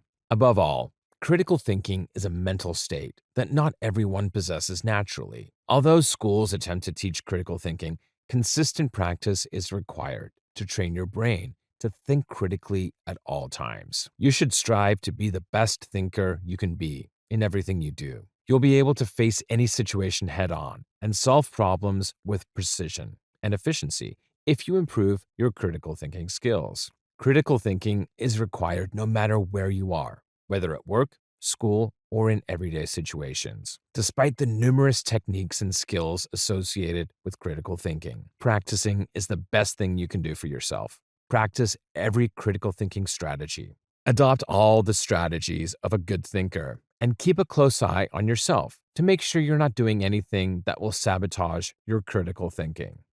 If you enjoyed this audiobook and you've learned more about how to develop your critical thinking, an honest review is always appreciated and will help me reach new listeners just like you who'd like to think clearly in their everyday life. Good luck on your journey. Harrison Walton. Although Stoicism has gained popularity in recent years, it is a philosophy with a long and rich history. Stoicism is a school of thought that originated in ancient Greece and was practiced by a wide range of people, not only the powerful. Marcus Aurelius, for example, was a renowned Stoic and one of Rome's last great emperors. His lectures were so profound that he unwittingly wrote a book that is still considered one of the most important works on Stoicism. Then there's Epictetus, a slave born into slavery who went on to become one of history's most famous Stoics. That proved that anyone willing to study and keep an open mind could simply acquire Stoicism and its precepts. Stoicism isn't just a philosophy, it's a way of life. It gives its followers useful advice that they can apply in their daily lives. It dramatically alters your outlook on life and the challenges you face on a daily basis. Instead of viewing unfortunate things that happen to you as negative and unpleasant experiences, Stoicism teaches you how to channel everyday life events in a more constructive and beneficial manner. Stoicism believes that we all have a penchant for negative emotions. It's unavoidable, since emotions are something we're born with. You can't escape your feelings, but you also don't want them to take over your life either. As a result, Stoicism provides the answer to how to properly manage our emotions so that we can always maintain a happy and hopeful mentality regardless of the obstacles we face. Do you have a habit of breaking promises to yourself? These broken pledges might range from minor infractions, such as skipping the gym, setting your alarm on snooze, or leaving the long overdue laundry heaped on your chair, to major infractions, such as procrastinating on yearly goals. Do you ever feel like you can't defend yourself? You may want to say no at times, but you end up agreeing to everything. Do you give too much weight to what others think of you? If you replied yes to any of these questions, you might be emotionally vulnerable, like many generations before you. As difficult as it may be to acknowledge, improvement may only begin when you admit your shortcomings to yourself. There may be no possibility for improvement if you choose to ignore all that is wrong. It's quite okay to realize that no one is flawless. However, remember that guilt is the result of choosing to stay stuck rather than searching out opportunities for progress. Emotional weakness is caused by a number of factors. They can be as simple as genetics, or as complex as your exposure to the environment and how you respond to it. It even differs by age.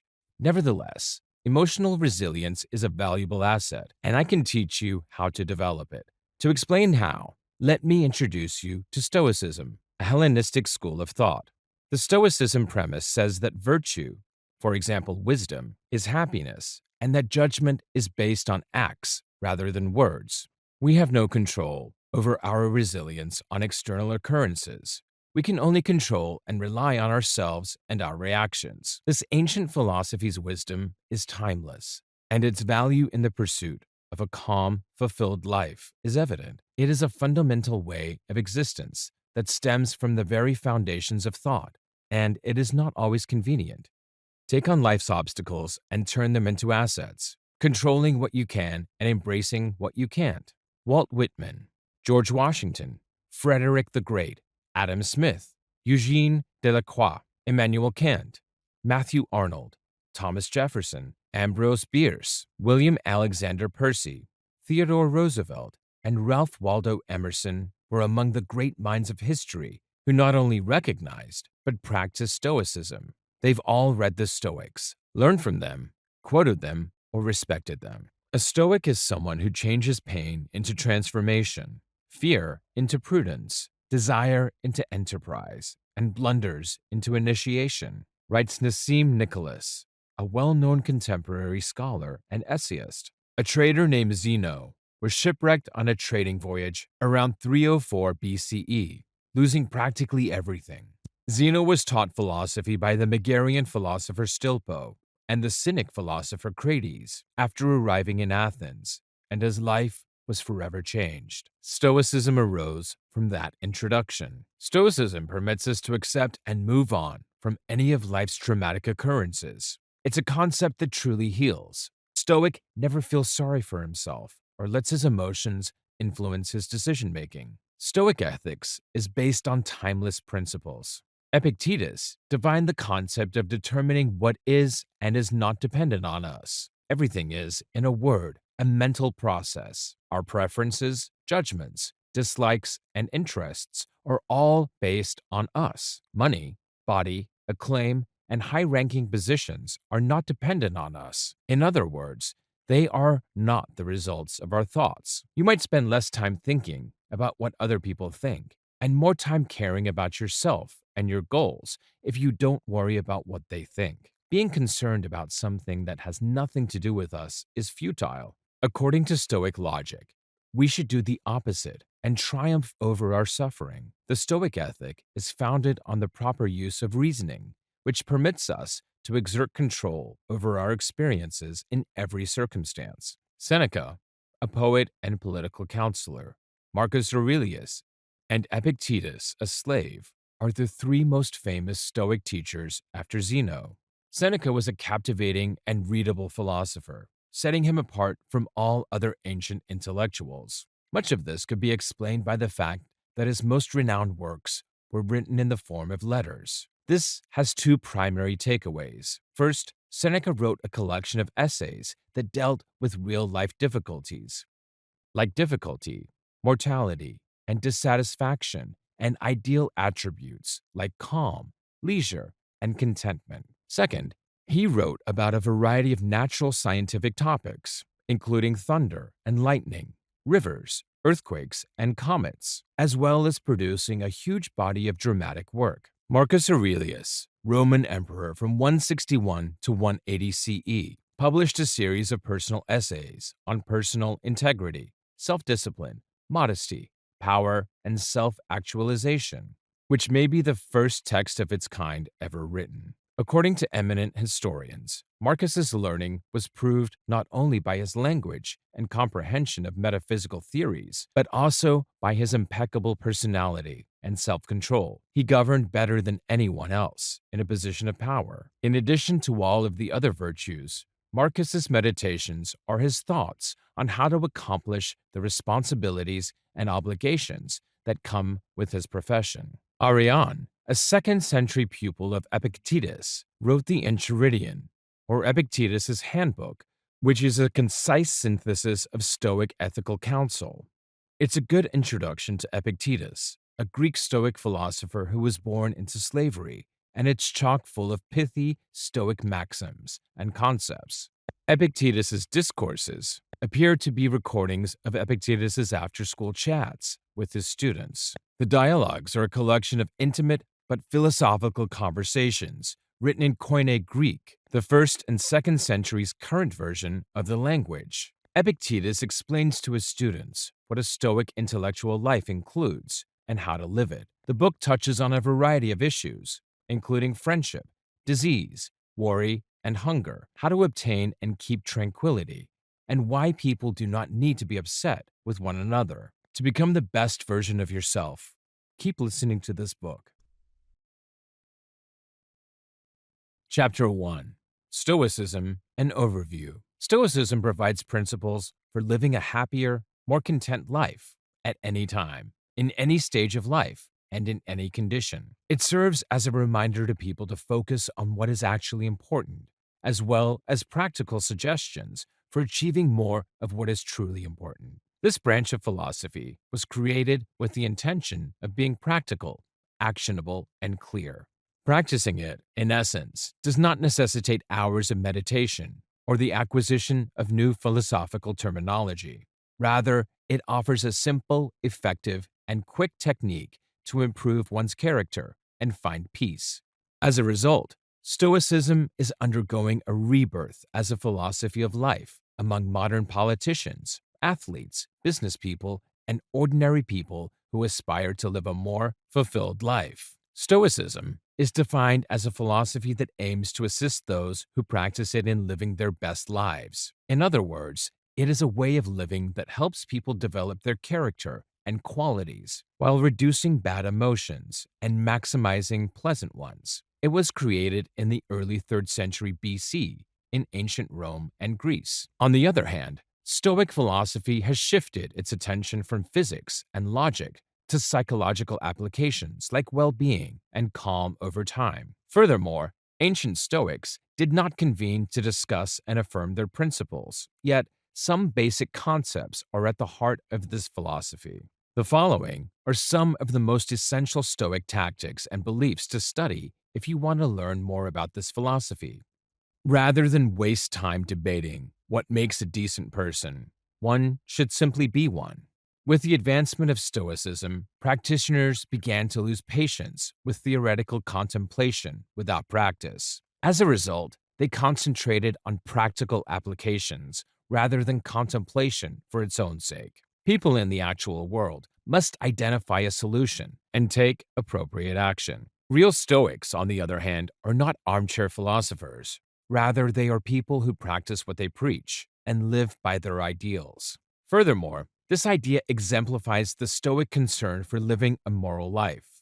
They are adamant that living a decent life is one of the righteous acts. As a result, persons who desire to live a happy life must be morally upright. The most important responsibility in life, according to Epictetus, a great Stoic who lived more than 2,000 years ago, is to identify and divide problems, so that he may clearly identify things he can control and those he cannot. As a result, he understood where to look for both good and bad. He searched within himself for his own choices rather than looking to uncontrollable external factors. Stoics recognize that humans cannot control everything that occurs in their life. As a result, they argue that worrying excessively about matters over which one has no control is foolish and unproductive.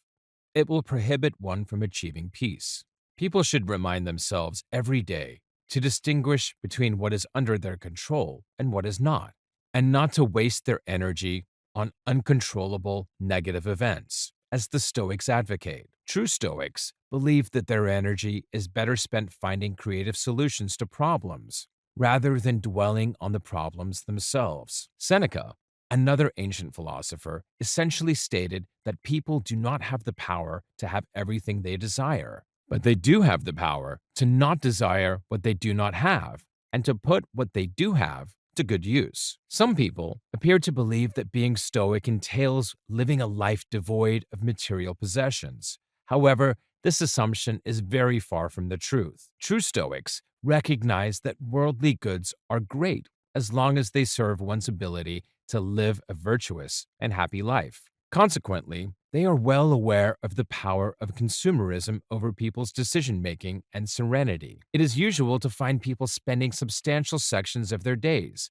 sulking about not having a bigger house, the latest automobile, or finer clothes, even when they have more material items than most, in addition to enjoying wonderful health and safety. To remind himself that one does not need material luxury to live a pleasant life, Seneca would practice occasional days of deprivation, where he would wear outdated attire and go without food. In essence, many individuals have all they need to live a happy life, yet they choose to live in misery because they have an insatiable desire for more. Stoics attempt not to waste their time and energy wishing for things they don't have. Instead, they divert their thankfulness to what they already have. Seneca also stated that those who go through life without experiencing adversity or opposition would never know what they are capable of, and no one else will ever know what they are capable of. True Stoics view misfortune in a totally different light than most people. They recognize that hardship is unavoidable. As a result, they use misfortune as an opportunity to grow in virtue and character. This is not to say that they are pleased when confronted with adversity. Instead, they try not to be depressed unnecessarily and actively work to leverage the situation wherever possible. For example, if a person breaks his leg, he will be forced to stay in bed for months while it recovers. While most people would wallow in self-pity, practicing Stoics would try as hard as they could to divert their minds away from unpleasant feelings and instead focus on accomplishing something useful while bedridden, such as reading or writing a book. They will essentially try to reframe the negative experience as an opportunity to practice patience and inventiveness. Marcus Aurelius, an ancient Roman emperor and Stoic, recognized that people's perception of external objects is the problem. He went on to say that consumers have the ability to promptly delete the ratings. In modern cognitive and psychological behavioral therapy, Stoic philosophy is present. This style of treatment is based on the idea that people's thoughts, feelings, and actions are all intertwined. To put it another way, intellect, emotion, and conduct are all intertwined. People's thoughts, in particular, can influence their actions and emotions. As a result, modern psychology science backs up ancient Stoic beliefs. People's perceptions of reality are influenced by their beliefs in some ways. For example, two people may have the same misfortune or problem, but their perceptions of the problem will result in quite different behaviors and feelings. As a result, it is critical to examine one's thoughts to become more optimistic. It is one's ideas about the event that causes one to be unhappy, not the event itself. Epictetus believes that a man's good or bad is determined by his own will. Virtue is the primary concern of a practicing Stoic. Character strength is the most valuable asset. It is more valuable than health and riches. Most Stoics believe that as long as they act and think virtuously, they do not need to be concerned about the consequences of events beyond their control. They can rest easy, knowing that they are being the best version of themselves and living a pleasant life as long as they respond virtuously. Stoicism's evolution. To truly comprehend the history of Stoicism, it is necessary to consider how people lived and thought at the time. In the early 3rd century BC, most people's main preoccupation was avoiding living a deprived or unhappy existence. This is why, to increase life's pleasure, their ideas and actions focus more on thoughts, behaviors, and decisions. This isn't to say that they instinctively expected that having a lot of nice things, prestige, and money would make them happy. Rather, they were frantic to figure out how to obtain a righteous soul. Stoicism was one of the most recognized systems of thought at this time because ancient Stoics provided persuasive answers to troublesome problems, dread, worry, and anxiety. Essentially, they created and sold a sophisticated operating system, focused on the problems humans face. Their ultimate solution to life's various challenges was to seek mental peace and long-term contentment, which come from living a moral life. For example, a person could cultivate character virtues by prioritizing acts over words. Simply said, positive life experiences are the result of positive action. Negative behavior, on the other side, results in difficult life situations. Stoicism essentially taught individuals a good way of life centered on virtue to reduce negative feelings and promote happiness. Throughout history, prominent people have put Stoicism's old values to the test. Thomas Jefferson, George Washington, Arianna Huffington, Tim Ferriss, Tom Brady, and others are among them. Stoic ideas have been practiced for millennia, and they are just as relevant today as they were then. The Stoic philosophy was founded and promoted by a number of ancient thinkers, including Zeno of Citium, the founder of philosophy, Seneca, Lucius Aeneas, Marcus Aurelius, number 3, Epictetus. The pursuit of knowledge was not an aim in itself for these early Stoic thinkers and those who followed them. Instead, because the Hellenistic age was a period of perpetual transition, Stoic philosophers were among the most revered and powerful persons because a new civilization was emerging. To know is to know oneself, according to Socrates. This indicated that logic, a feature of ancient Stoic philosophy, is the only method for humans to achieve something outside themselves. Stoicism provided a means of adjustment for those who no longer saw the human state as a reflection of order, calm, and uniform universe throughout the Hellenistic period. As a result, the fundamental measure of human existence became reason. During this time, Stoics saw virtue as an inextricable part of their reality. Virtue seemed to them to be as inexorable as the rules of nature in relation to humans. Perception, they argued, is the foundation of authentic knowledge. People's understanding of a topic is based on perception and logic, which means that knowledge, like certainty, is possible. According to the Hellenistic Stoics, the world is made up of material objects, with a few exceptions, such as meaning, and the essential ingredient in everything is right reason, which encompasses the entire world as a divine flame. As a result, they believed that fate, or reason, controlled everything. Stoic moral theory is based on the belief that the world is a unit, or one great city, which means that all human beings are world citizens who owe devotion and obligations to everything in that great city. Everyone should take an active and constructive role in world affairs, understanding that the world is an example of positive action and virtue, along with mental strength, fairness, responsibility, and moral worth are basic Stoic concepts. Stoicism's biggest historical rivals were skepticism, Epicureanism, Christianity. Nonetheless, like its competitors, this ideology allowed people to have more control over their lives and avoid the unpleasant aspects of human nature that cause worry and unrest. It was easily one of the most important schools of thought from the time of its creation, and it continues to have a strong influence on people's minds. Certain components of Stoic moral philosophy were known and implemented during the medieval period. Many Christian, Islamic, and Jewish views of sanctions, law, society, state, nature, and humanity are based on it. Stoic humanity and natural principles can be found in the works of Cicero. Stoic moral and political doctrines became popular among philosophers of political authority and natural law, as well as theorists of educational reform, such as Hugo Grotius, a Dutch statesman and lawyer throughout the Renaissance period. Due to its emphasis on the importance of value in a world of uncertainty and strife, as well as on the value of the person, this school of thought regained favor in the 20th century. For example, it was influential in the neo-Orthodox Protestant movement, existentialism, and the revision of the history of logic. It is critical to recognize that the Stoic philosophy is not a cult movement. People are not compelled to give up their material things to practice Stoicism. They will also not be required to leave their employment or dress unconventionally. All that is required of people is to put the Stoic concepts they learn into practice in their daily lives. Chapter 2. The Pillars of Stoicism. Logic of Propositions. Propositional logic is a Stoic approach to logic given by Diodorus Cronus, one of Zeno's early teachers.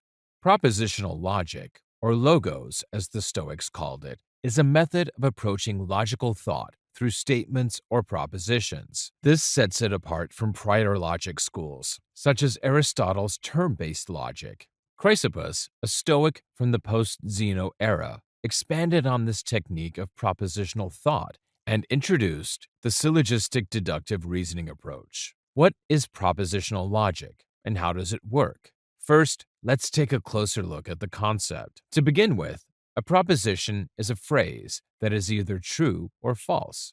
Consider the following statement, which you might have seen on an IQ test or a brain quiz. Is the following statement correct or incorrect? This statement is incorrect. A brief examination of the proposition, the sentence is false, leads to the realization that the following claim is always true. If the proposition, sentence is true, then this sentence is untrue, is also true. If the proposition, sentence is untrue, the statement, the sentence is false, remains true.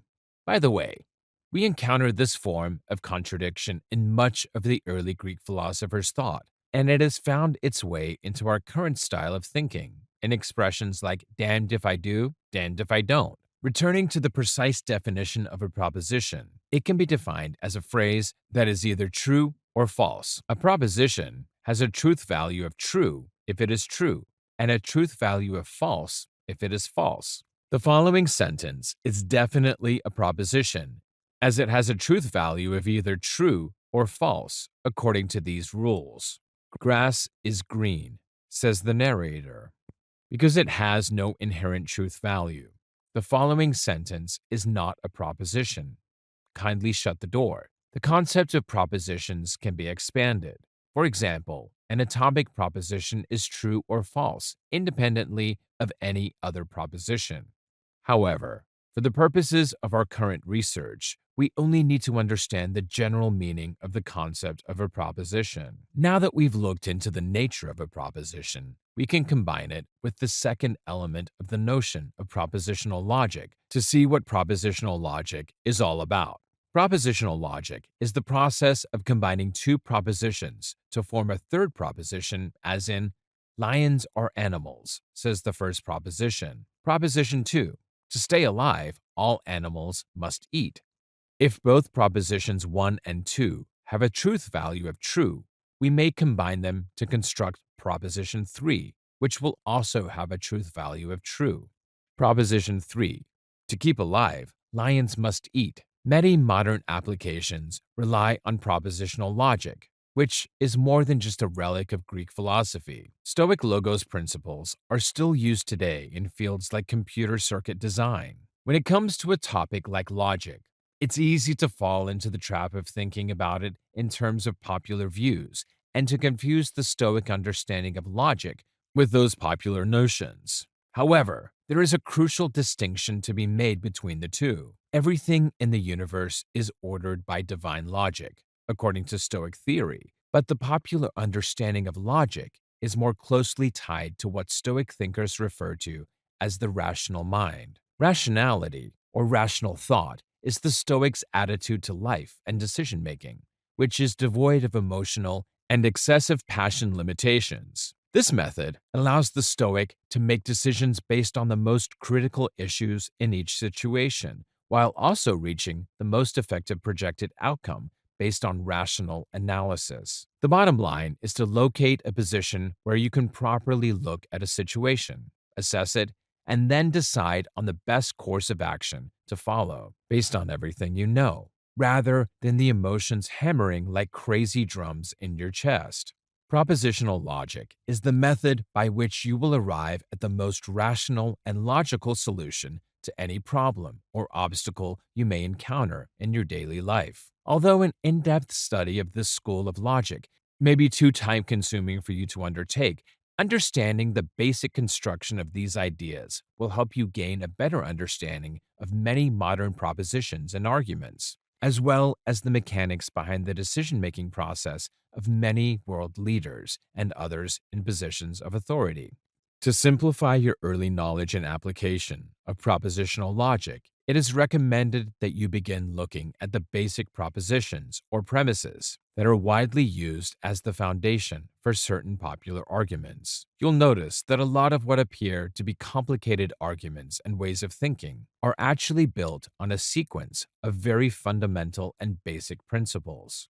You might also notice how many popular current arguments and assertions are built on erroneous assumptions, making the final conclusion drawn from such defective propositions untrustworthy.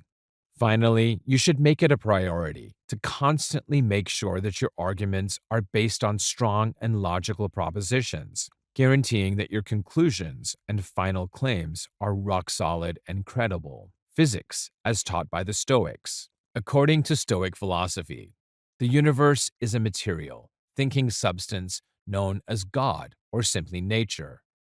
This quickly elucidates the significant differences between Stoicism and other Hellenistic philosophies coming from the early Greek era, which largely avoided the concept of a single deity. However, it is important to note that Stoic philosophy does not imply believing in a loving, Abrahamic-style God who rules over a universe he created. On the other hand, Stoic philosophy teaches that the universe is God and that all occurrences are ruled by fate, which the Stoics refer to as the universe's logic. This gives Stoics the desire to live their lives according to reason or natural logic. Stoic physics is a natural philosophy in which an endeavor is made to grasp and describe the natural processes of divine reason or logos at work in the universe, according to the premises. We've seen how the Stoics viewed the universe as God, but this concept was expanded to include specific characteristics of the divine and material substance of the universe. According to Stoicism, there is a divine essence, or pneuma, that underpins all that exists. Stoics also believed in a divine fire, or aether, that is molded by pneuma in accordance with divine reason, the logos. According to Stoic philosophy, The previous processes are responsible for the universe's ongoing alternating formation and destruction in a never-ending cycle known as palingenesis. The Stoics formed the belief that the human soul is an external aspect of the universe's process and existence as a result of this concept. This concept of the soul's ultimate immortality is, of course, completely compatible with most modern religions. Ethics of the Stoics. Stoic ethics emphasizes that following reason leads to freedom from passion.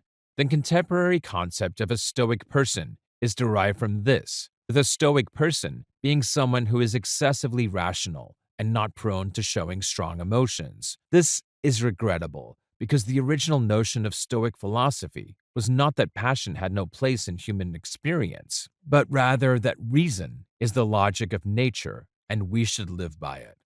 Stoic ethics stand in stark contrast to other Hellenistic philosophies' relativistic schools of thinking, which emphasize that there is no absolute good or wrong, only desirable and undesirable consequences. This is in stark contrast to the teachings of Stoic thinkers, such as Marcus Aurelius, who held that the notions of good and evil, right and wrong, are eternally and absolutely divided. Any modern version of ethics that does not, at least in part, rely on core Stoic precepts in its assertions about what is ethically acceptable against what is not would be difficult, if not impossible, to find. As a result, we should at least have a basic understanding of the foundations of Stoic philosophy in the area of ethical human behavior. Chapter 3. Applying Stoicism to Modern Life. From Aristotle to Socrates to Plato, the Greeks had a lot to contribute and teach the rest of the world how to live a happy, fulfilled, and balanced life. Unfortunately, Stoicism, although being one of the most practical philosophies, is widely misunderstood. While many people associate Stoicism with being without emotion, it can help to develop a satisfying way of life. Many ideas we are already used to have their roots in Stoicism. There are many practical applications from Stoicism that can be applied by anyone to increase happiness and well-being. In contrast to being an emotionless robot, Stoicism advocates limiting negative emotions by capitalizing on joy and gratitude. It can help us get more out of being human. This chapter will explain some thought patterns of the Stoics by shedding light on some of their famous quotes. When we influx our lives with our thought patterns, our joy and happiness will be boundless, while we respond positively to the challenges and troubles of life. While you can't change things beyond your control, you can change your attitude. One of the major elements of Stoicism is being mindful. We have to know the things in our lives that we can control and those we cannot. We only waste energy and create negative emotions when we become angry or frustrated by things beyond us. There is an ancient Buddhist story that best illustrates the Stoic act of keeping our mind pure from circumstance. Mara, a sworn enemy of Buddha, was bent on destroying him because of his power. With a powerful army, he thought he could bring Buddha down by instructing his army to cast stones of fire at Buddha. On getting near Buddha's compound, the stones turned to flowers and fell. He shot more arrows at Buddha, and again, the same thing happened.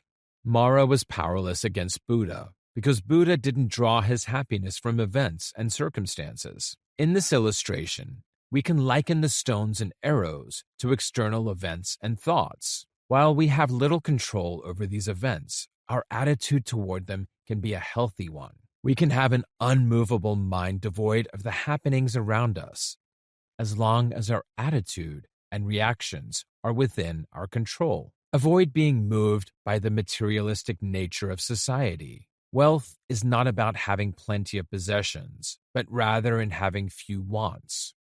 Epictetus. One big problem with our present society is that there are more wants than can ever be fulfilled.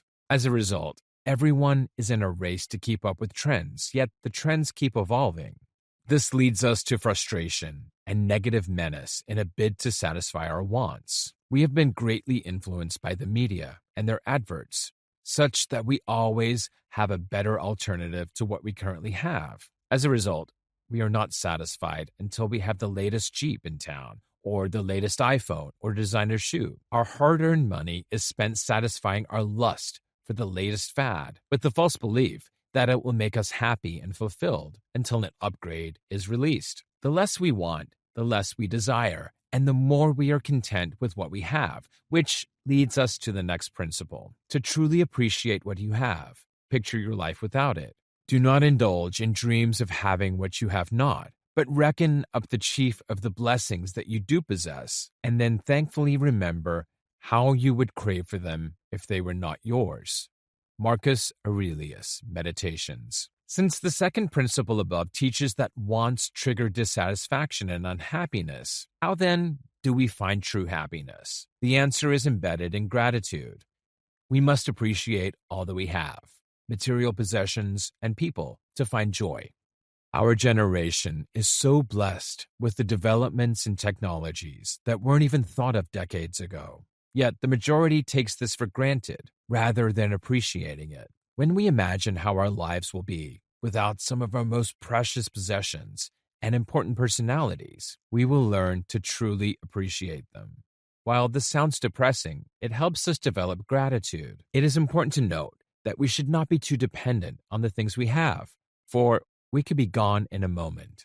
In all your interactions, be sincerely cheerful. A man thus grounded must, whether he wants or not, necessarily be attended by constant cheerfulness and a joy that is deep and issues from deep within, since he finds delight in his own resources and desires no joys greater than his inner joys. Seneca, The Stoic Philosophy of Seneca, Essays and Letters. As it has been established, happiness originates from within and from being grateful for things that we are connected to. Hence, if all we can afford is 2 square meals per day, we should be happy and content. Since our happiness and fulfillment are not a factor of other things, we should be grateful for our relationships. Practicing Stoicism doesn't mean we cannot enjoy the good things of life, however. Our joy and happiness shouldn't be tied to them. We should always strive to make the world a better place through fruitful human interactions and causes that advance society. It is when we commit ourselves to this that we can find true satisfaction. Don't just preach your values, practice them. Don't explain your philosophy, embody it. Epictetus. Practicing Stoicism doesn't mean we have to be hard on ourselves, although we should understand that we have to be responsible for our choices, since we all possess a moral dimension. In order to make the world a better place, we should practice Stoicism. In other words, let our core values define our actions in every situation. Living by our moral code will help make the world a better place. Memento mori. Meditate on death. The aim of memento mori is to always ruminate over the fact that we will not live forever. I do not wish to be a prophet of doom, but death comes for everyone, including you and I. Although we go about our daily living without thinking that we aren't eternal, many people are terribly afraid of death.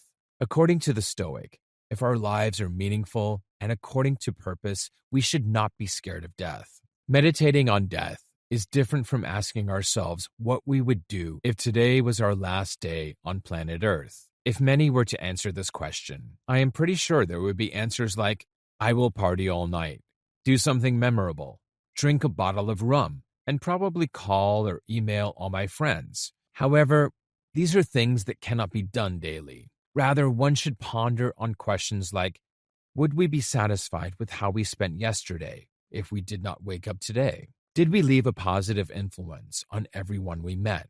Did we give our best at work?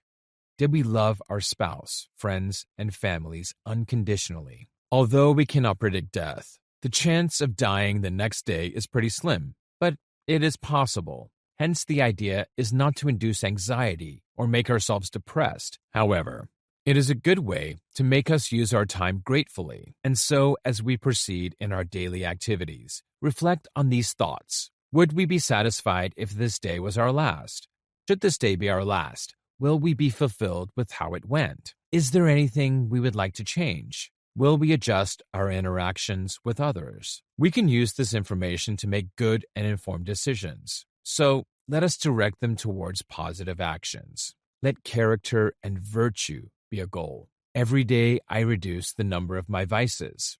Seneca.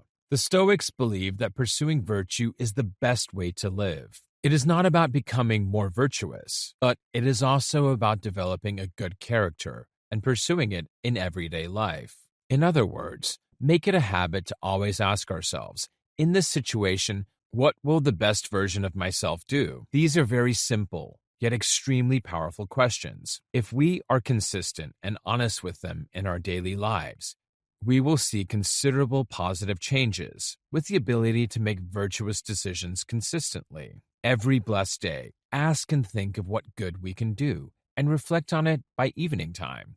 Have I done anything good today? This question will allow us to focus on the simple act of kindness that we can give to our neighbors, families, and everyone within our reach, rather than saying that we want to change the world. Of course, we can have a changing impact on it. How will we change the world if the change doesn't start from our immediate environment? Hence, simple and random acts of kindness, such as calling our parents or helping an elderly person cross the street, are good things. It can also be as simple as giving someone a smile or a compliment. Make it a regular habit to practice spiritual disciplines. It is termed spiritual because the intention was to make the practitioner closer to God. The best part is that anyone can apply these principles in real life and train their soul and develop a better character. Spiritual exercises like fasting, acts of service, practicing gratitude, pursuing solitude, etc., can help us to a higher purpose.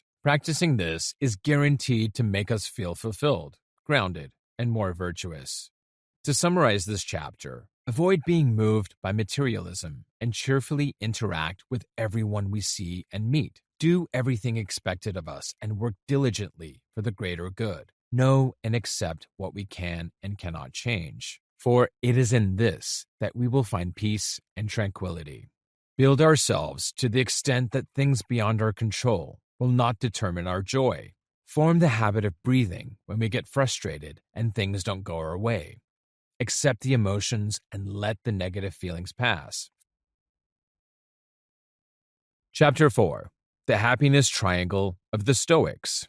This statement describes the delicate balance of personal virtues that keeps humanity in a happy state of being. Your Stoicism serves as a protective shield against the adversities you face in life. To achieve the so-called condition of Stoic contentment, you must incorporate these characteristics into your life as principles. You can maintain a sense of joy, satisfaction, and fulfillment with your life in this condition of Stoic bliss, despite external influences. These virtues are arranged in a triangle, dependent on the number of main principles you have. The three corners of your triangle are formed by three principles. Your triangle also encompasses an eventual state of happiness called eudaimonia. You must have a balance in all three principles in your life for your triangle to maintain itself and reach eudaimonia. The following are the three fundamental principles that make up the triangle. Being a reed in your daily existence. You're concentrating on what you can influence. You're taking charge of your own life. You've achieved eudaimonia, which was your ultimate goal. The first three principles that make up the Stoic happiness triangle's corners are interrelated. According to Stoicism, your primary policy should be to focus on what you can manage. These factors within your control allow you to use your judgment or take suitable action. When you make a decision, you are developing a response to a situation over which you have no control. As a result of this verdict, you must accept responsibility for the consequences of your decision. The other choice is to focus on the aspects of your life that you have control over. In this scenario, you actively choose to act. To help you become a better version of yourself, your comments should be acceptable. You'll be able to get rid of your bad habits and build healthier character qualities. The end outcome will be the realization of your ideal self-identity. All of these lifestyle changes cause you to live in a rate. Eudaimonia is achieved when all three of your principles are in perfect harmony. You must realize that your Stoic happiness triangle is a process, not a how-to manual for a specific, tangible end goal. Eudaimonia, like your life, is a constant process in existence. As long as you keep a balance in your above-mentioned ideals, you will live a happy and successful life. Eudaimonia. Eudaimonia is an ancient Greek philosophical descriptive language found in virtue ethics studies and research. This description could be shortened to always living your happiest life. Every day, you seem to be in a good mood. It differs slightly from the traditional notion of happiness. Eudaimonia refers to your total level of happiness with your life due to how well you lived it. It is a real phrase, unaffected by outside influences or different interpretations. Eudaimonia is a good mental and physical state that emerges from living a decent and ethical life. At all times, you have a sense of fulfillment in your life. Eudaimonia is a state of mind that exists at all times and is not limited to a specific period of time. Happiness, on the other hand, is an emotional state that provides you with a sense of joy at a given period. Satisfaction is a subjective emotion determined by what causes you to express feelings of pleasure and delight. Because happiness is such a personal emotion, everyone's notion of happiness will be different. Your happiness may be ephemeral, but your eudaimonia, if properly maintained, can last a lifetime. Furthermore, eudaimonia is similar to a Stoic condition of contentment in your life. Maintaining a balance in your primary principles leads to this state. Living with a read, taking responsibility, and focusing on what you can manage are some of these ideas. Eudaimonia is dependent on your ongoing virtuous process, as previously stated. It's not your average physical outcome from a one-time exercise. The bottom line is that eudaimonia is a lifelong experience of thriving caused by absolute emotional contentment, regardless of external forces. Live a life of a read. This expression refers to being your most polite self at a specific point in time. Your lifespan is made up of your moments. Living with a read will allow you to be the greatest person you can be at all times. This approach frequently leads to a happy life and, in certain cases, to eudaimonia. To begin, you must recognize and accept your character's flaws. Only then can you begin to work on developing yourself so that you can be your best self at all times. You'll need to figure out what your ideal self looks like and how they act. Examine yourself thoroughly now and compare your existing self to your ideal self. Determine the inevitability of gaps between the two versions. These are the flaws that you must correct by adopting an elite lifestyle. This disparity in your idealization goal is quite agreeable. Your individual flaws are a failing or defect in your behavior or personality. Your characteristics are behavioral in nature, and you may change them for the better. Remember that you must always seek to close the gap in order to improve as a person. A reasonable person possesses the following 4 cardinal virtues. You are brave. You must determine your best and most appropriate approach to a frightening scenario. When you have the ability to face your source of fear and effectively respond to it, you can consider yourself courageous. You must possess self-confidence, perseverance, and boldness in order to acquire courage. You are wise. Wisdom implies that you thoroughly comprehend a problem or circumstance. Furthermore, you are aware of how to react appropriately in response. Your good sense of awareness, self-reflection, and exercising superb judgment are all character attributes that will reveal your level of wisdom. You have self-control. When it comes to deciding on a course of action, your self-discipline is your ability to ignore emotional influences. Self-discipline necessitates appropriate preparation, organization, and self-control. Affection, preference, hatred, resistance, lust, and want are examples of psychological factors that will test your self-control. Your judgments are unbiased.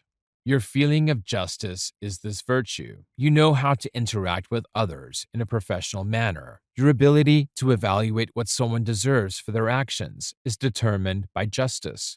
You must have a high level of integrity, excellent judgment, and a feeling of fairness or neutrality to exercise judgment. When you achieve these cardinal virtues, you will be one step closer to being your ideal self.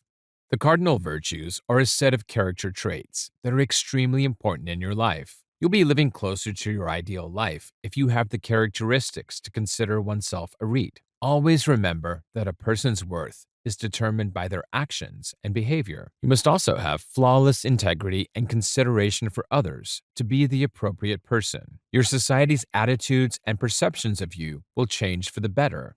As a result, you will gain respect and your self-esteem will improve dramatically. Within a REIT, moral growth is a crucial idea. On your journey to becoming your ideal person, you will undoubtedly confront numerous enormous challenges. You must learn to spot these potential stumbling blocks that could stymie your journey toward a REIT.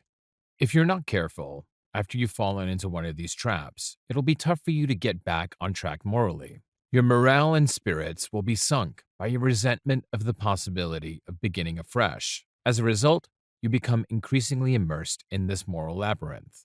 You must be aware of these minefields. When confronted with these challenges, the best course of action is to dodge or completely avoid them skillfully. A few situations will highlight the brutality of your perspective moral traps.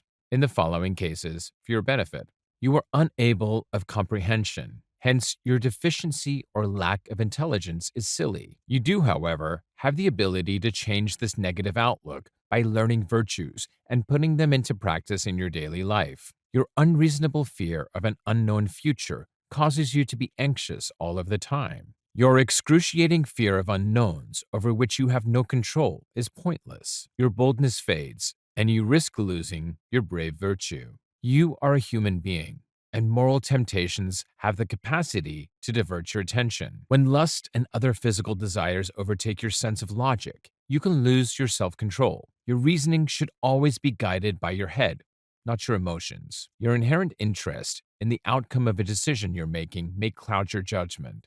In this situation, your neutrality becomes non-existent. Your ability to be impartial has been harmed. Because of your apparent bias for or against a particular stance, your sense of justice is skewed. Furthermore, in order to live this lifestyle properly, you must be aware of both others and yourself. You must be conscious of what you're doing and where you're doing it. Consider whether what you're doing is appropriate. Your mindfulness is demonstrated by your self-awareness in asking yourself such a question.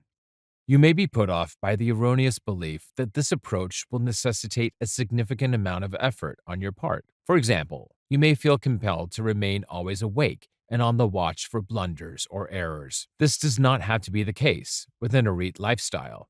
These characteristics will become second nature to you after you have mastered the art of living with a REIT. Soon enough, you'll find yourself unconsciously demonstrating desirable virtues without urging or self-consciousness. All of these minor adjustments to your lifestyle will go a long way toward achieving Stoic contentment. To be considered as living with a REIT, you should always endeavor to uphold the highest and most acceptable moral and ethical standards. Concentrate on what you have control over. If you want to achieve Stoic happiness, you should think of this principle as a key component to concentrate on. You will learn throughout your life that there are some things you can control and others you cannot. Stop wasting your time on the latter because they are beyond your control. If you don't, you'll find yourself in a perpetual condition of anxiety. You must recognize early on that fretting about things over which you have no control is futile. Instead, learn to pay greater attention to the things you can control. Concentrate all of your efforts on situations that you can manage. Furthermore, you have the option of customizing your control inputs to your liking. If you want to live a happier life, concentrate on the subjects that bring you happiness. Adjust your behavior to attain this happier end by controlling what you can control. You should only get involved with things over which you have control or can influence. Stop obsessing over other people's thoughts and ideas. Your overabundance of worry is a manifestation of your psychological rejection and resistance to reality. Why should you be upset about something you can't change? There is no satisfying response to this question. The sooner you grasp how pointless your anxiety is, the sooner you can regain control of your life. You must stop fantasizing about alternate truths and how things may have turned out. Concentrate on how the situation is at the present and learn to address it head on.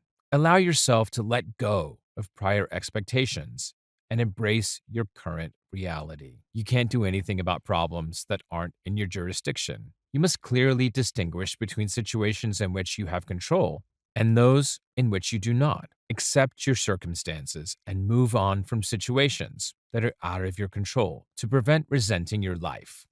The key examples of things that are often within your control are your voluntary acts and judgments. Your judgment is formed by your understanding of an issue and subsequent choice.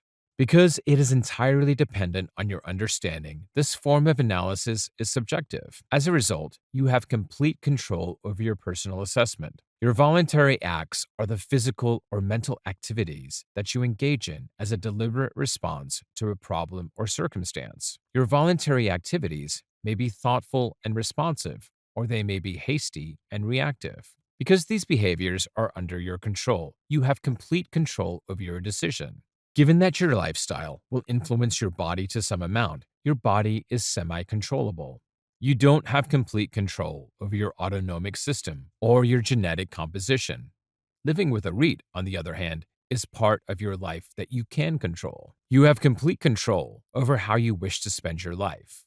Most other objects are only aware of your impact and its consequences.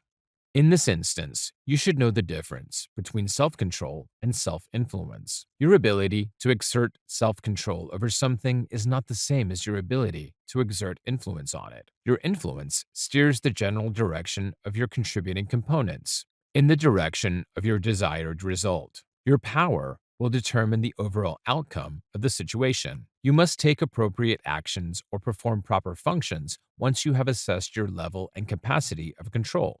These two outcomes serve as the foundation for your decision-making and voluntary actions in the areas you influence. Your suitable action is whatever responsive action you select to do based on your reasoning and persuasion skills. For the conditions in which you find yourself, this conduct is frequently justified. Your natural functions will always guide you on a path of self-discovery. Your efforts to become a better version of yourself is the result of this journey. You will eventually develop a REIT as a result of your proper function. You have 3 levels of control over your environment. Extremely tight control. Your decision to exercise judgment and your free activity are governed by this influence. Influence in part. This has an impact on your personality traits, material belongings, and interpersonal relationships. There is no effect. At this point, you have no control over your situation.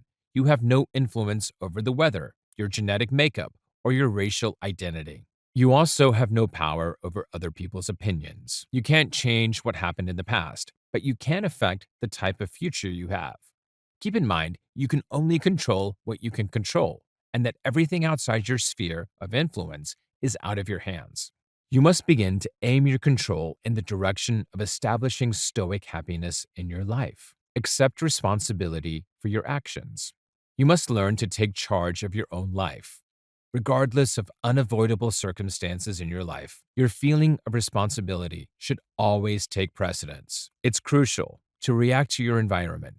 Your reaction to events outside your control is also crucial. Taking responsibility for your life allows you to make the best decisions possible in various situations throughout your life. No one should ever have the ability to influence your decisions, especially ones concerning your own life. This life is yours to live, and not for people around you. Every day, you are the only one who has to live your life. Any of your acts or inactions will have a greater impact on you than on others. How you judge and respond to various situations determines whether you live a happy or depressed life. Whether you take responsibility, whatever happens around you becomes irrelevant almost immediately. You will have the intelligence to contemplate your suitable answer rather than responding as you did previously. You have the freedom to manage your reaction to fit the ideal version of yourself, which is in line with the other principles. Remind yourself that the goodness or badness of anything is determined by your perspective. Furthermore, rather than attempting to lead an event, you should always follow it. This way, you'll have plenty of time to take a step back, assess the situation, ponder, and then take proper action. This is the most responsible course of action for you to take. You must also avoid the impulse to assign blame and responsibility to others. Stop blaming others for things that are clearly under your control. Taking responsibility also entails admitting to committing a blunder or error in judgment. You have the option to learn from your mistakes, rather than transferring blame to someone else. Furthermore, you should be aware that outside events have no access to your thoughts. Therefore, you are alone accountable for your life. You are the source of your emotions that are triggered by external events. You, not others, have the power to control them. You have influence over how you feel when your boss irritates you or the weather is dreary. Outside events are the sources of your individual emotional state, and as a result, they have no access to your intellect. In this circumstance, keep in mind that your perspective on a situation is positive or negative. Your unfavorable response is influenced by your decision to see these two situations from a negative perspective, frustration and gloom. Only you have control over how you react to these external occurrences. You should be wary of acquiring unreasonable judgment, as this could lead to a miscalculation in your answer. Your irrational understanding will almost always have an impact on your current and future emotional states. Your current pleasure and future appetite, for example, are emotions that are susceptible to your irrational good judgment. Your current distress and subsequent dread, on the other hand, receive your unreasonable poor comprehension. At all times, you should make responsible decisions, recognize your errors, retrace your steps, and make necessary adjustments. You will quickly achieve the stoicism you deserve if you make this activity a daily habit.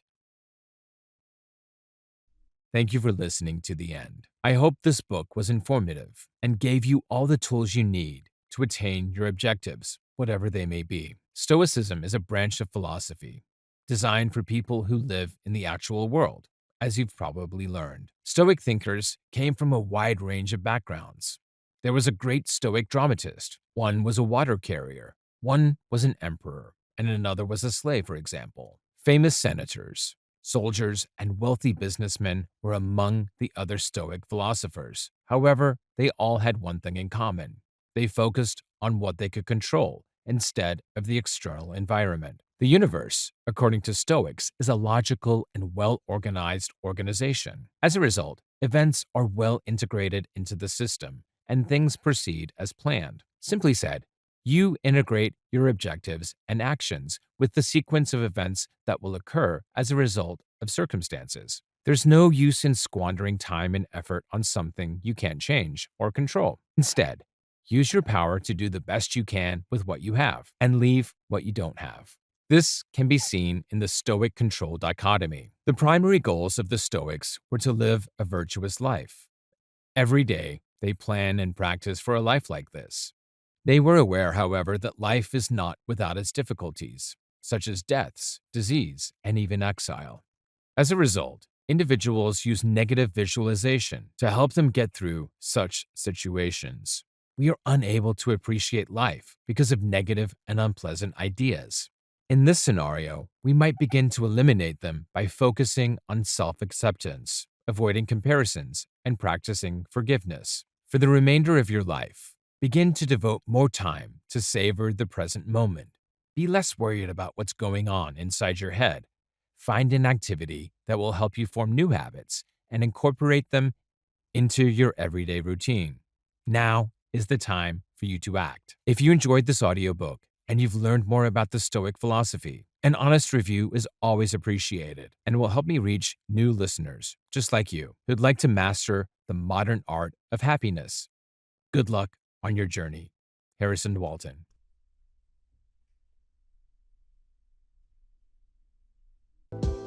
We appreciate you tuning in to one of our captivating audiobooks. For more immersive experiences, here is another audiobook we're certain you'll enjoy. Don't forget to show your support by liking this video, sharing what you loved about this audiobook in the comments section below, and subscribing for more captivating audiobooks like this. Thanks for being a part of our audiobook community.